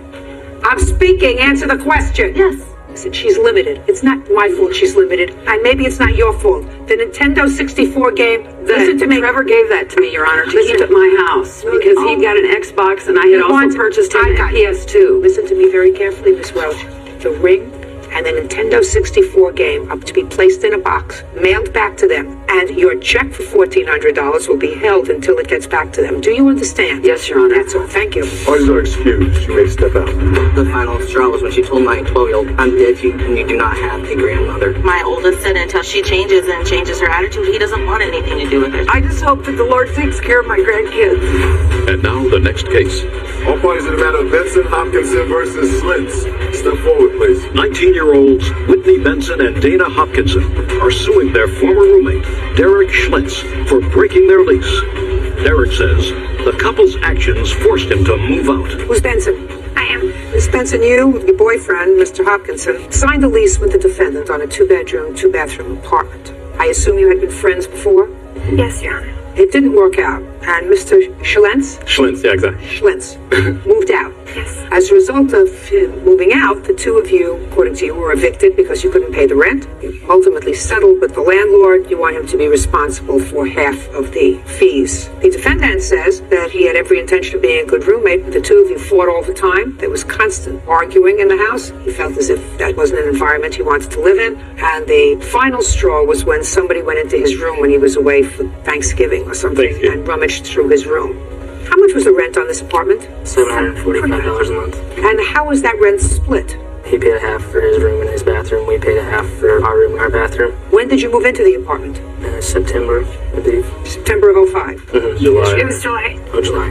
Let her speak. I'm sorry. And when did you move out? I moved out December 4th, 2005. Why did you move out, sir? Pretty much it was unsafe. All they did was fight all the time, constantly. I mean, here's one hole in the wall Dana did. Here's what Whitney did. Kicked in the good old fashioned cabinet. Here's how I left the apartment all the time, dirty. Here's the hole Dana put in the wall when they were really fighting one day. Can I take a look at those things? Yeah. Here's when they broke in my room. They broke my plant on my fridge. When did you take these photographs, sir? December, right before I moved out. Who put the holes in the wall? One of the holes was mine. I tested, yeah. Why did you put a hole in the wall, sir? We were arguing one night and... Who was arguing? Me and Whitney. I would get in the middle of it, so please. Just a second. Oh, I would never get punched. Just a second. Shh. Sorry. Did you make them aware of the fact? I mean, slobs are slobs. I assume that you're not so neat either, right? True. Did you ever make them aware of the fact that you were acutely distressed as a result of the domestic disputes that were going on in the house? No. Well, that's a problem that you have, sir. You have to make them aware of that and allow them an opportunity to correct it before you move out. That was fine and everything, but that really didn't bother me as much. The fact that they broke into my room when I was on vacation. Well, tell me about that. I put a lock on my door, and pretty much I came back and things were broken, things were moved. My bed had spilled soda on it. Did anybody go into his room when he was gone? I did. No. For what? He had plates and everything. We were cleaning up the apartment. And it was my own room and my own space, and that's what I paid for, and they wouldn't let in there. Well, did you tell them that you didn't want them to do that? Yeah, and that was the last straw. No. When did you tell them you didn't want them to do that? Go in my room? Yeah. After they broke in. Well, that's not good enough, sir. You have to grow up, too. I mean, the fact that the three of you decided to play house together is probably not a wise idea, but you have to grow up. You can't just say, I'm not happy here, and keep that to yourself, and not give your partners, because they were your partners, an opportunity to correct their behavior. You can't just sulk and call your mother and say, come pick me up, I want to go home. This is not a dorm room. This is a lease. You can't be a baby. You can't stick other people with your debt. I just didn't think that they should break in my room when I paid for that. I don't care. Listen, these were your friends. If you needed something in your room, he didn't go in there and trash your room. He did not go in there and trash your room. You say something was moved out of the way, and it was there was a soda that was... Listen to me. You have to put him on notice. You can't act like a baby and call your mother. Is that what you did to come pick you up? Who did you call? No one. I went and looked at the new apartments. Who helped you move out? His mother moved you out. Who moved me out? My parents did. Right. Well, you can't do that. How much are you being sued for? Total of $4,470.67. When did you move out? We were evicted January 4th. They gave us 3 days. Why were you evicted? Couldn't make the payment. Well, he lived there until December. Did you pay December's rent? I did pay December's rent. So why were you evicted? We made an agreement with him after we found out he was moving out. He was going to pay his part of his rent still, and so that's why we continued to live. Why would I pay rent? Just a minute. I don't understand, Mr. Hopkinson. He moved out in December. He had paid December's rent. According to you, you got evicted January 4th. January 1st is a holiday. 2nd, everybody's still waking up from their hangover. Then you move out on the 4th because you say you were evicted. I don't believe that unless you didn't pay December's rent. No, we paid December's, and me and her paid January's rent, our part of it. And he was supposed to pay his part, never did, and they served us our eviction notice. Why would I offer to pay somewhere I don't not living at? Well, you were mistaken, by the way, as to your responsibility to pay. So I'm here to tell you, you're going to pay because you had no reason that I find valid to leave. Okay, how much did you have for the rent, sir? $740. I just gave him one check for all the bills. It was $745 divided in half. And it went through May 30th? And then when it did May 31st. when it went to the attorney's office, they did add on More attorney's fees as well as interest. I don't care what they added on. $1862.50 is what his half of the rent is. Shouldn't have gone to collections. I offered to pay, but they couldn't come up with theirs, and they couldn't take my name off it. When did you offer to pay? I offered to pay right after I moved out. I said, let's buy it out. I mean, we got the notices. And what did they say? They said that they didn't have the money right now. We They didn't have couldn't do it. $1,500 to pay for a buyout. Well, then that's not his problem. That's your problem. You also have a certain responsibility that when you have a roommate, they're supposed to be able to enjoy the peaceful use of their apartment. And there had to be a reason why this guy, who's a friend of yours, moved out of the apartment. There had to be a reason. That's neither here nor there regarding this lawsuit. Regarding this lawsuit, if he was prepared to pay his half to buy out of the lease and you didn't have the money, that's your problem. The fact that they added on an additional $1,000 or $2,000 for fees, that's not his problem, it's yours. He owes you $1,862.50 for his half of the rent for the remainder of the lease. The rest of the problem is yours. That's all. Now, this is case number 322 on the calendar in the matter of Canberra versus Texera. Thank you. You're welcome, Judge. Parties have been sworn in, Your Honor. You may be seated. Gentlemen, have a seat. Miss Cameron, the defendant is your cousin. She was kind enough when you needed her to allow you to move into her apartment, according to your complaint. Yes. And then, according to your complaint, she unceremoniously told you that you were no longer welcome in the apartment and told you to leave. It is your claim that you left certain property in the apartment and you want that property back. Ms. Texeria? Yes. Says that you took everything, practically everything that belonged to you when you left. She has a couple of backpacks or something with some stuff that she's more than willing to give you, but you want $1,000 from her. Yes. When did you move into the apartment with your cousin? It was in March of 2006. Where had you been living? My father's. Why did you leave your father's house? I was having problems with my stepmother and she didn't want me there anymore. Had you ever lived with your cousin before? Yes, I did last summer. Why? Problems with my stepmother. How long did you stay with her last summer? For the summer, that's it. Did you pay her any rent? Yes, I did. How much rent did you pay her? $400 a month. And where were you working? I was working at Honeydew, AccuBilliards, and Prince Matt. So you stayed with her 2 months? Yes. And you paid her $800 for the 2 months? Yes. Is that right? That's incorrect, Your Honor. Did she pay you anything? She gave me $40 one time, and another time I think she had like $15 on her, and she gave me $15, and she said, I'll give you money when I can. Other than that, that was the only money I ever received from Kirsten. She wasn't working the most of the time that she was with me. She was fired from her job. So I was paying That's a everything. lie. Ms. Cameron, you want me to believe that you gave her $400 a month? Yes, I did. And you've always worked? Yes, I did. Now, you moved in with her in March. Where were you working in March? At that time, I was out of a job. So you weren't working continuously? The last time I just lived with her shortly, and then maybe like 2 weeks after I moved in, I got a job at McDonald's. How much money did you pay rent at your father's house? I didn't have to pay at my father's. So you must have saved a lot of money. I had a car payment and insurance I was paying, which was taking all my money. When did you buy the car? I got the car September 2005. So how were you able to give Ms. Texeria $400 a month? The car payment was taking up all of your money as well as the insurance. I was paying her $400 a month last summer of 2005. You didn't have a car? And then I did. So you weren't paying for a car then? Yeah, yes, I was. You get where I'm going? Yes. Now, you moved in with her in March. How long did you stay with her? I was there until the last week of June. And how much rent did you pay her? She didn't ask me for anything. Well, why do you think she wouldn't ask you for rent from March until June when you paid her, according to you, $400 a month when you lived there with her in the summertime? And if you were working? Because I was trying to get on my feet and trying to save money to get my own place. When did you leave? The last week of June, she asked me to stay at my boyfriend's for the first week of July because she was going away on vacation, and that I could come back after she came back. When she came back, I went there, and that's when she told me I couldn't live there anymore. Okay. And what stuff do you claim you left there? I have clothes there. I have shoes. I have a cedar chest that I made in my senior year of high school. I have 2 cases of CDs. I have a radio there. I have blankets. I have backpacks there. What do you have that belongs to her? I have her CDs. I do have some blankets of hers. I don't believe there's any clothing. Her shoes were on a rack inside the room that she was staying in of mine. She took all that. She emptied the drawers. The only thing that she left with me is I believe, her high school diploma. I have pictures, photo albums, and a couple backpacks that have things in it. If they have clothes, I'm I'm not sure. I didn't go through her things. I moved everything down to the basement. I don't have room. And it's all packed up and ready. It's all packed up. She packed it up herself. I gave her several chances to come back and get it. Did you charge her rent? I asked her several times, and she didn't have the money to give me rent. And she was not working most of the time that she was with me. That's not true. Your Honor, I gave her money for cabs to go find a job. I gave her money for different things that she needed that she asked me for. I bought her food. She very seldom, a few times she bought groceries when she was going to cook something for herself if I wasn't home. Other than that, she had my food. She borrowed clothes of mine that she damaged. There was just so many things that I did for her that it's ridiculous. You're still with the boyfriend? Yes, I am. Are you living with the boyfriend? No, I'm not. Who are you living with? I'm staying with friends. Do you pay rent? No. How old are you? 20. Gotta grow up. I'm trying to get on my feet and get an apartment. I'm saving money, and my friends know that. Well, you know, that's very nice, but you can't always be on the receiving end of somebody else's charity, Miss Canberra.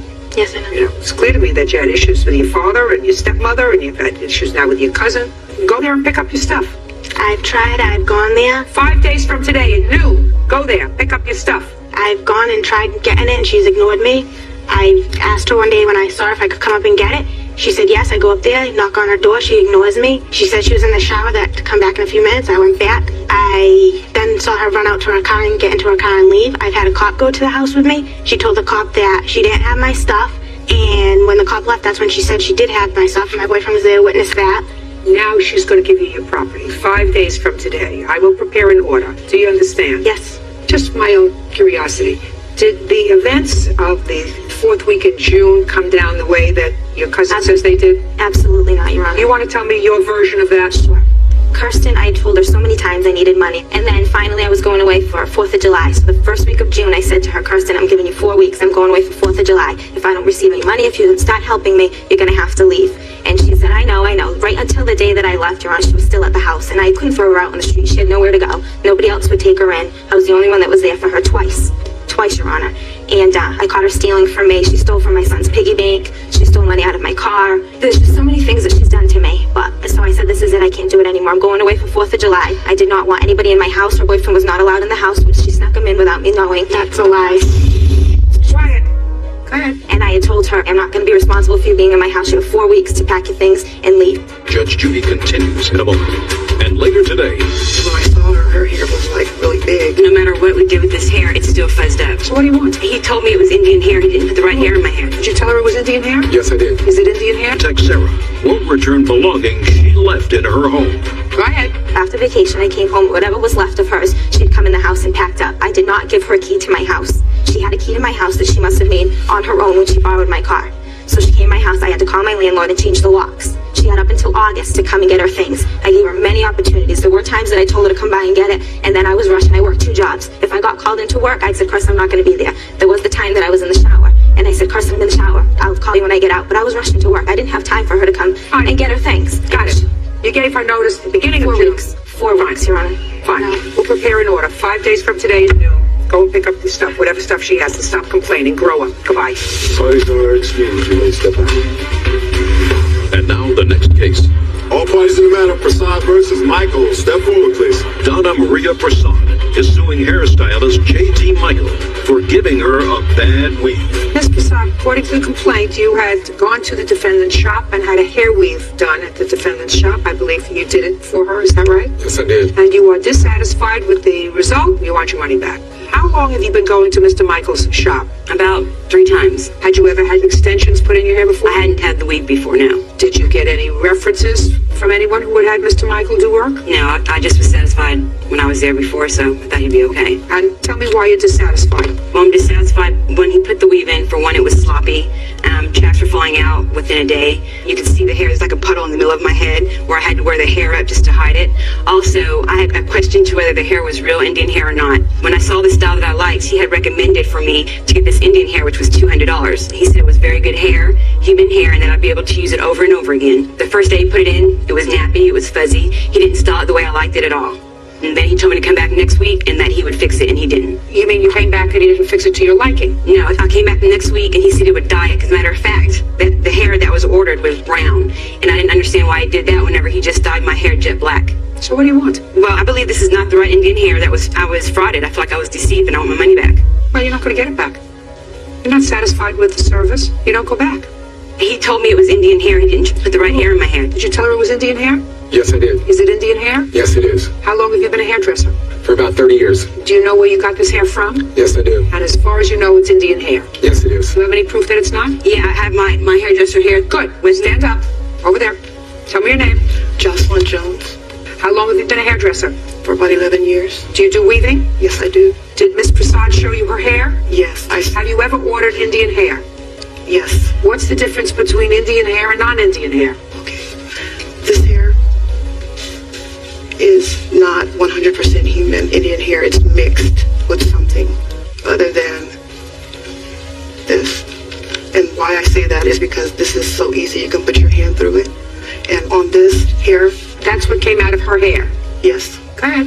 I had to separate the weft. And what I mean by that is that this is a weft right here. And I had to separate it. I had to cut it with a razor so it could be thinner. Because when I saw her hair was like really big. And normally the hair would just hang. On what date did you put this hair in? I believe it was sometime in April. She had scheduled a few appointments April in the salon. April 8th. What date did you see your witness? I saw her a week later. Did she do any work on your hair? She just told me that she would help me redo my hair because it was a mess. And did she redo it? She did redo it. Tell me what you did to redo her hair. When Donna came in, I took the hair out. All the hair? Yes. And I cut the weft. I sewed it back in. And I flat ironed it. Was she satisfied after that? No. Why weren't you satisfied with it after she did it? Because no matter what we did with this hair, it's still fuzzed up. In order for me to wear it, I had to wet it completely throughout the day. And if I paid $200 for this hair, I don't believe that's how it should happen. He didn't tell me it was like that. He said it'd be nice, good hair that I could use over and over. Who took it out finally? I did because I couldn't wear it like that. And do you have extensions in your hair now? Yes, I do. Who put them in? It's not an answer. African braiding people did it for me. Ebony and Ivory. How much did you pay them? $200. When did you go back to Mr. Michael and tell him that you were not satisfied? I went to Mr. Michael's, he did my hair on Saturday, and he told me to come back Monday, because actually when I left, I told him I was unsatisfied. He said, come back Monday. Monday I came back, he wasn't there. The whole week long, he did not answer the phone, he was not there the whole week. Finally, he came in Saturday, he went ahead and dyed the hair for me, and it still was frizzy, and then he still didn't give me the style I asked for. Miss Prasad, get over it. Sometimes you go into a place and you get a bad haircut. It's happened to me. You pay the bill and you don't go back. Used to get perms. Sometimes I would go and get a perm, and it would be much too frizzy, and I have to wait for weeks and weeks and weeks for it to come out. I'm speaking. Now you can sit down. You pay the bill, and you don't go back. You know, you're dissatisfied with it. You took it out a couple of months later. Somebody else put in hair for $200. You're happy. You look lovely. Get over it. Your case is dismissed. Goodbye. Parties are excused. You may step out. And now the next case. All parties in the matter of Marplin versus Monjay Nelson. Step forward. Heidi and Don Martin are suing former friends Lucas Nelson and Cherise Monjay for illegally repossessing a Dodge Intrepid. Mr. and Mrs. Martin, according to what I read in the complaint, these were friends of yours. They allowed you to come and live in their home while you were going through some financial difficulty. While you were there, they agreed to sell you their car. You gave them $500 down and were supposed to make monthly payments. There's your claim that despite the fact that you made the monthly payments, they repossessed the car. Mr. Nelson and Miss Marjay say that you failed to make your October payment. They repossessed the car, and they had every right to repossess the car. So I have a few questions. Because you also have a counterclaim. Your counterclaim is for over $3,000 for damage that you allege they did to the car. What was the total purchase price of this car? $2,500. Is that correct? That is correct. And what kind of car was it? It's a 97 Dodge Intrepid. Okay. You paid $500. In what month and year did you purchase the car? Our first payment of the $175 a month was the 1st of August. August of 2006. When did you pay the $500? That was in the middle of July. Were you still living with Miss Marjay and Mr. Nelson in August? No, we were not. When and why did you move out? We did not move out. We were kicked out, Your Honor. We had brought to Sharice's attention that Lucas had been trying to get himself involved in my husband's medication involving morphine. He wanted my husband's morphine. And so when we brought that to their attention, we were being threatened, and Sharice said that it would be best if we were to just leave. So you left. And when was that? That was roughly the last week of July. Did you make September's payment on the car? Yes, we did. We do have documentation. Is that correct? That is correct. When was the car repossessed? October 2nd. Did you make October's payment? No, we did not. You did not? We did Why not? not? Because the car was never put in our name. And the reason why it was never put in our name is because they had a loan out on the car. So that's when we took it to the court in Spokane where we're from, and they advised us not to pay anything else on the car. When you purchased the car, wasn't disclosed to you that there was a loan on the car? No, there was not. It was never mentioned. Is that correct? That's not correct. Okay, well, what did you tell them? We told them that we took out a title loan a week prior, and we told them that we had it, and they needed the car really bad. So when telling them, they said that was fine, and then they gave us the $500 a week later. How much of a title loan did you take out? It was a $500 title loan. So you should have paid off the title loan. They gave you $500 as a down payment. Why didn't you pay off the title loan? Because after finding out all the stuff they've done to us in our house, I felt it was necessary to keep paying the monthly payments on it. No. That's a lot of baloney what you just said to me. If you took out a $500 title loan on the car, and when they purchased the car from you and they gave you the $500, you pay off the title loan, which means that they're paying off the car to you, rather than they find out that there's still a lien on the car. You should have paid it off. I paid it off. I have a title to the car. Good, let me see it. Okay. Judge Judy, we disclosed to them that there was a title loan, and we also disclosed to them that for 6 months of their payments was going to be paying off the title loan. I don't believe you. That I don't believe, Mr. Nelson. The payments on the car. That I don't believe, sir. Okay, can I say something, please? You can say whatever you like. Say something that I'll believe. $175 a month was the payments they were paying to us, and that's $1.18 more than what the title loan payment was. They were. Listen to me. They gave you a $500 down payment. Yes. That $500 should have gone immediately to clear the title. Do I make myself clear? Yes.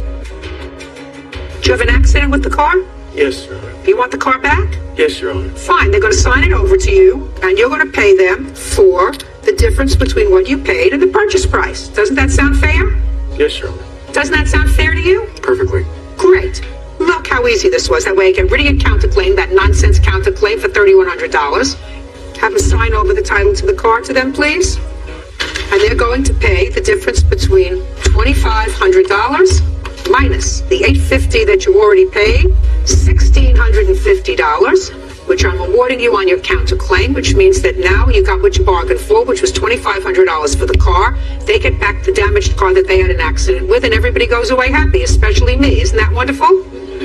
Thank you. I have a question, Your Honor. During the time he stole the car the first time, I had some medication in the vehicle that I had filled prior that night. And when he returned my vehicle, I go out there, my medication is gone.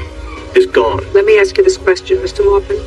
Where do you get your medication from? My doctor. You have insurance? Yes. So what's your copay? Nothing. Nothing. Good, so you're not out any money.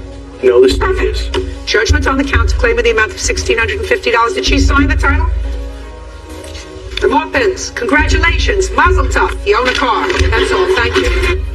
Yeah, this is case number 364 on the calendar in the matter of Mason versus Massey, Judge. The party has been sworn in, Your Honor. You may be seated. Folks, have a seat. Thank you. Miss Mason, it is your claim that the defendant, while a guest in your home, stole some money from you. Yes. And the defendant said, never took anything. I don't know what she's talking about. Was he a friend of yours? I'm a coworker, and at that time he was a friend, yes. You were having a party? It was more like a get-together. I wouldn't say it was a huge party. How many people were at the house? 8, I believe. 8, including you and your husband? My husband wasn't there at that time. Including me, it was about 8. But your husband was also present in the house that night? Yes, he came in around 2 a.m. And he was a co-worker of yours? Yes. Where do you work, sir? We work at a place called Nielsen Media Research. How long have you worked together? About 2 months now. We started at the exact same time. We were in the same training class, and that's how we got to be acquainted with one another. Where did you work before that, Mr. Massey? Actually, right before this, I worked at a place called Publishers Printing for 2 or 3 months. But the drive, I don't drive, and my mom was having to take me, and it was just too much trouble. This place is like 1 mile from the house. It's real close. I walk sometimes. Great. Okay, Miss Mason, tell me about the theft from your house. That night when I went to bed, the money was on my bookcase. I woke up in the morning, I'm going to say about 8:30.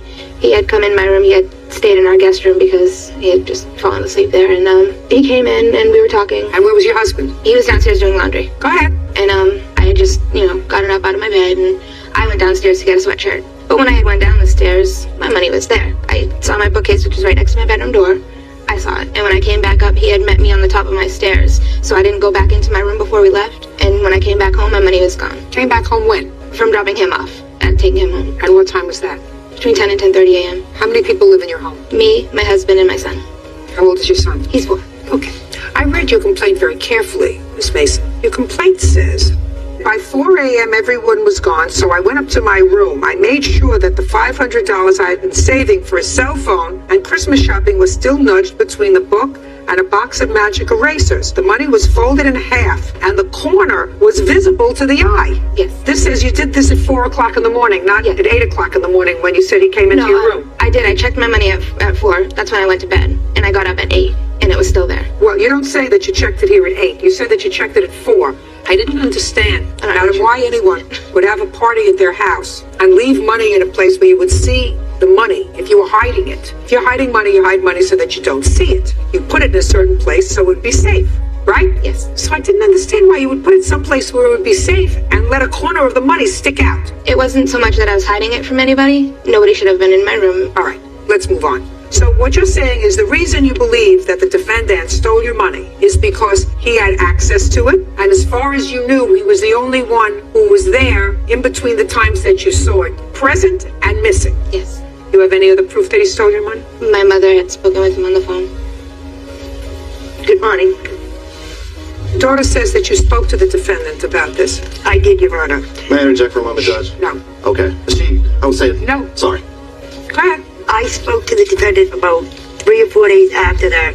I said to him, I know you stole the money out of the home. He said I did. He denied it. I kept telling him you did take that money out of that home. He said that he did not take it, but he did.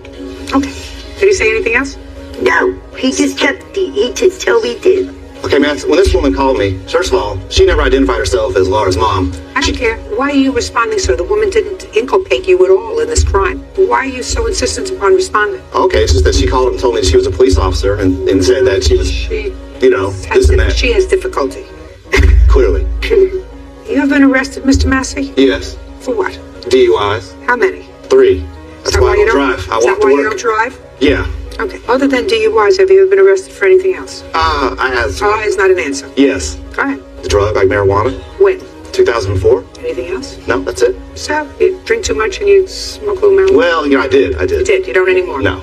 Ever been arrested for theft? Nope, never. What kind of money do you earn? $8.50 an hour. Who do you live with? I live with my mom, because when I got my DUIs, I had to go to jail for a little while, so I had to move back with my mom. I'd owned a house and everything else, but that just, you get locked up, you lose that stuff. Okay. Miss Mason, it's possible that Mr. Massey took your money. It's possible, but you have to prove it. But he did admit it to my mom. No, that's not what she said at all. She said he kept denying it. Your mother never. He admitted it. I was on a 3-way phone call with... Now she all of a sudden remembers. Listen to me. She testified. Yes. I heard her. You have to have proof that he's a thief. Now, it's possible that he took your money. It's also possible that somebody else who was there took your money. No. Well, according to you, you had at least 8 people coming in and out of your house. That's what happens. Sometimes money gets taken. And it is possible that Mr. Massey is one of the people who was there took your money. But there's insufficient proof for me to feel comfortable to label him a thief. Thank you. That's all. The case is dismissed. I just excused you, may step out. Her husband came home, caught her in bed with another dude when I was there. My husband knows what I do. I'm not worried about it. He would fall down drunk at the end of the night. I think he's been smoking a little bit too much. There's real wacky stuff going on. A little more too many brain cells might be completely dead. And now the next case. All parties in the matter of Estes versus French. Step forward, please. Patricia Estes is suing neighbor Lori French for the cost of a peacock and for damage to her property. Miss Estes, you claim that Miss French's dogs killed your pet peacock. Yes. And you want to be compensated. And Miss French says that there is absolutely no proof that her dogs killed your pet peacock. You live in a relatively rural area. There are lots of animals that are safe. Okay. When did this allegedly happen? It was March the 3rd of this year. Was the peacock in an enclosed fence? Yes. Let me show you, give you a copy of the map and show you on our map. Could I have a copy of Miss Estes' and Mrs. French if she wants. I love people who are prepared. Could you give her a copy too so she can follow along? Sure. I live at the end of a dirt road, and this is my house here. I'm on 5 acres. And there's a fence around my yard, the inner yard. Mrs. French's dogs, they live 2 parcels down. It's not like we're right next to each other. And my neighbor across the street, who I have today as a witness, that saw what happened, and she lived right across from me. Okay, got it. Would you step up, please? Tell me your name. My name's Corey Kell.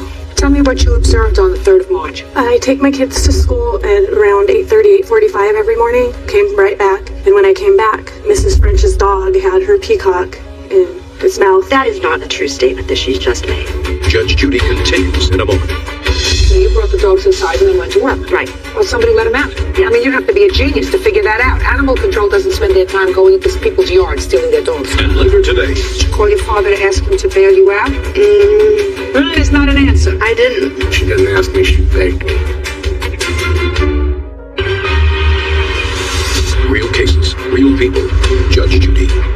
Tricia Estes claims her peacock was killed by Lori French's dog. What kind of dog was it that you saw attack her bird? I don't know what kind. It's a mixed dog. It looks like a cross between a German Shepherd and a Lab. It's short-haired. And there's no question in your mind that the dog that you saw, you had seen before? 100% sure. On Thanksgiving of last year, we had our family up and we took a walk and we actually met Miss French, and I met all of her dogs at that time, which was 4 months prior to this. Because her dogs are always running up and down our road, getting in the way, trying to get in my yard every time I leave my house. So the dogs are out. Why do your dogs get out, Miss French? My dogs are in my yard. I have never seen my dogs out of my yard. She's saying that my dogs are in her yard with her 4 vicious Labradors. No, that's not what she's saying at all. She said that she just saw my dogs in her yard. She said they were running up and down the road. Well, I beg to differ with that. Okay. I have some pictures that shows their house with the gate open and their dogs in front of the house. Can I see it, please? Inside their yard. Can I see it, please?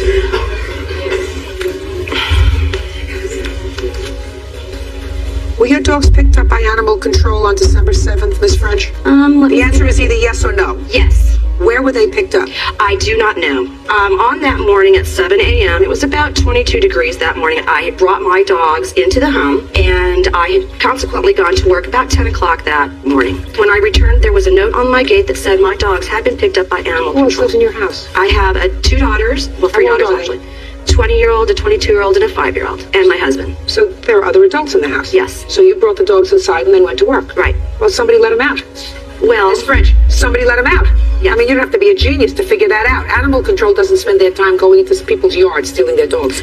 Correct. Okay. So we know that your dogs have gotten out, and it's probably not the first time they've gotten out. Somebody in your household isn't responsible, Miss French. You're responsible for this peacock. Do I get to? You weren't home. You don't know what happened. Only she knows. She's yes, but I do have some. Well, her house, according to this, is not even in the correct position. I don't care what's not in the position. I have to rely on what she says. There is no reason for me to disbelieve what she says to me, because after she saw it, she reported it to the plaintiff. So there is no reason for me to disbelieve her. You, on the other hand, were not home. Now, I'm prepared to hear you. Okay.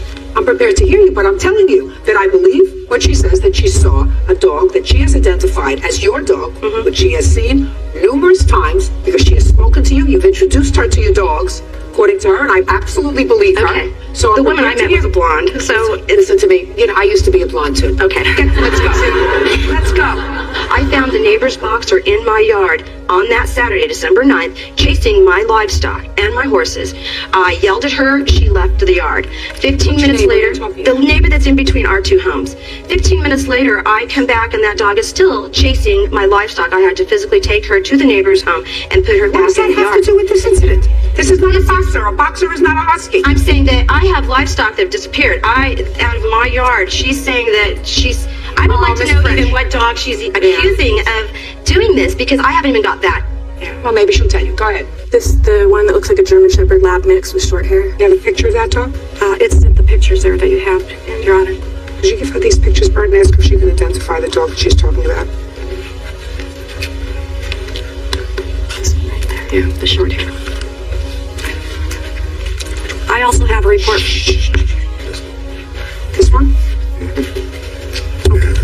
Show it to the defendant. Can I see the report from animal control while you're showing that to the defendant? Yes, she said that I've admitted to animal control that my dogs did this. I have not spoken to animal control, even after numerous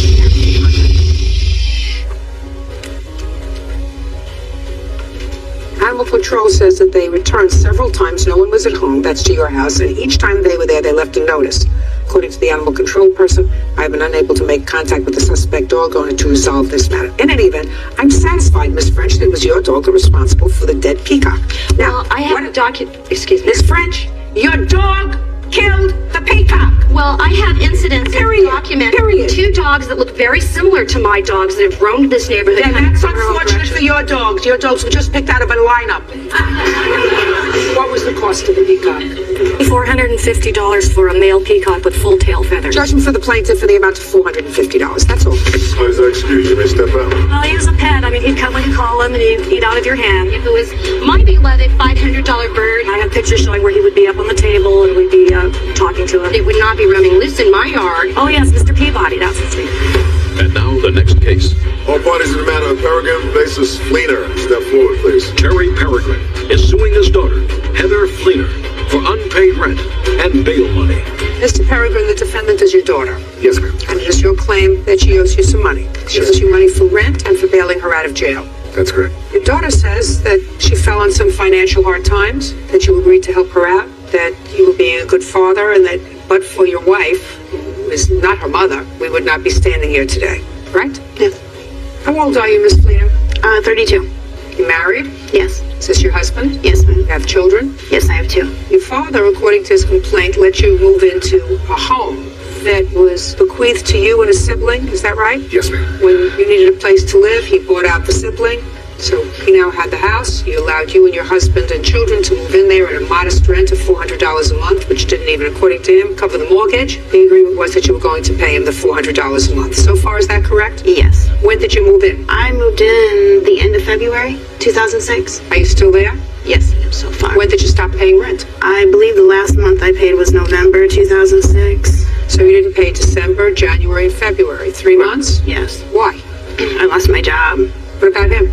He was in a car accident in December, so he hasn't been able to work since then.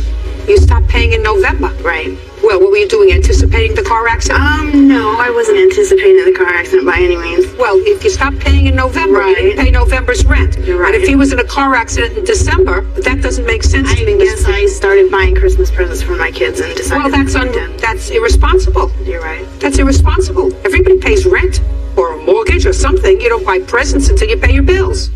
Right? Right. You're supposed to pay rent too. Yeah.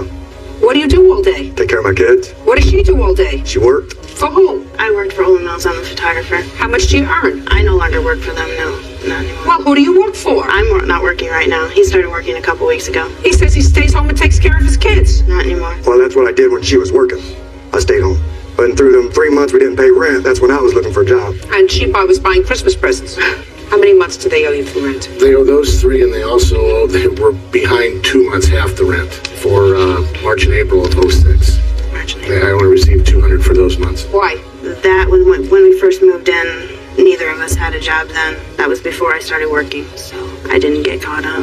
When did you get arrested? In January. For what? When I was taking pictures, I was falsely accused of giving pictures away for free, so I was arrested for theft. Is that case still pending? Yes. Did you call your father to ask him to bail you out? I called him because we didn't have a phone at home to go and let my husband know what was going on. You mean you didn't ask your father to bail you out? It's not an answer. I didn't, I guess. How much was the bail?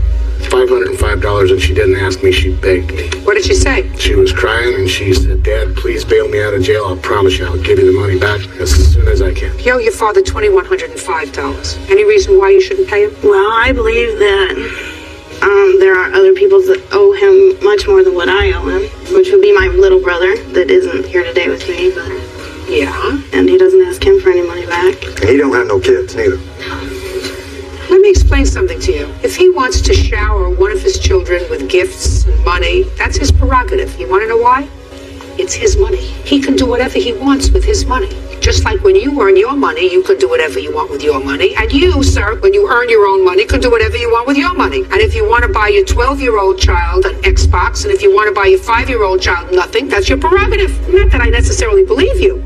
But if that's the excuse that you've set up in your own mind with his help, because he evidently thinks, well, because he made 2 children, that gives him some sort of a license, a prerogative to take money from people, that gives you no license at all. Anything makes babies. Fish make babies, dogs make babies, cats make babies, elephants make babies, people make babies. That doesn't make them a father. You know what makes somebody a father? When they take care of their babies. Then they become a father. Not when somebody else takes care of their babies by paying for a roof over their head. That makes them a father. That's what you're supposed to do. You're supposed to take care of the children that you make. You owe your father $2,105 and stop making excuses.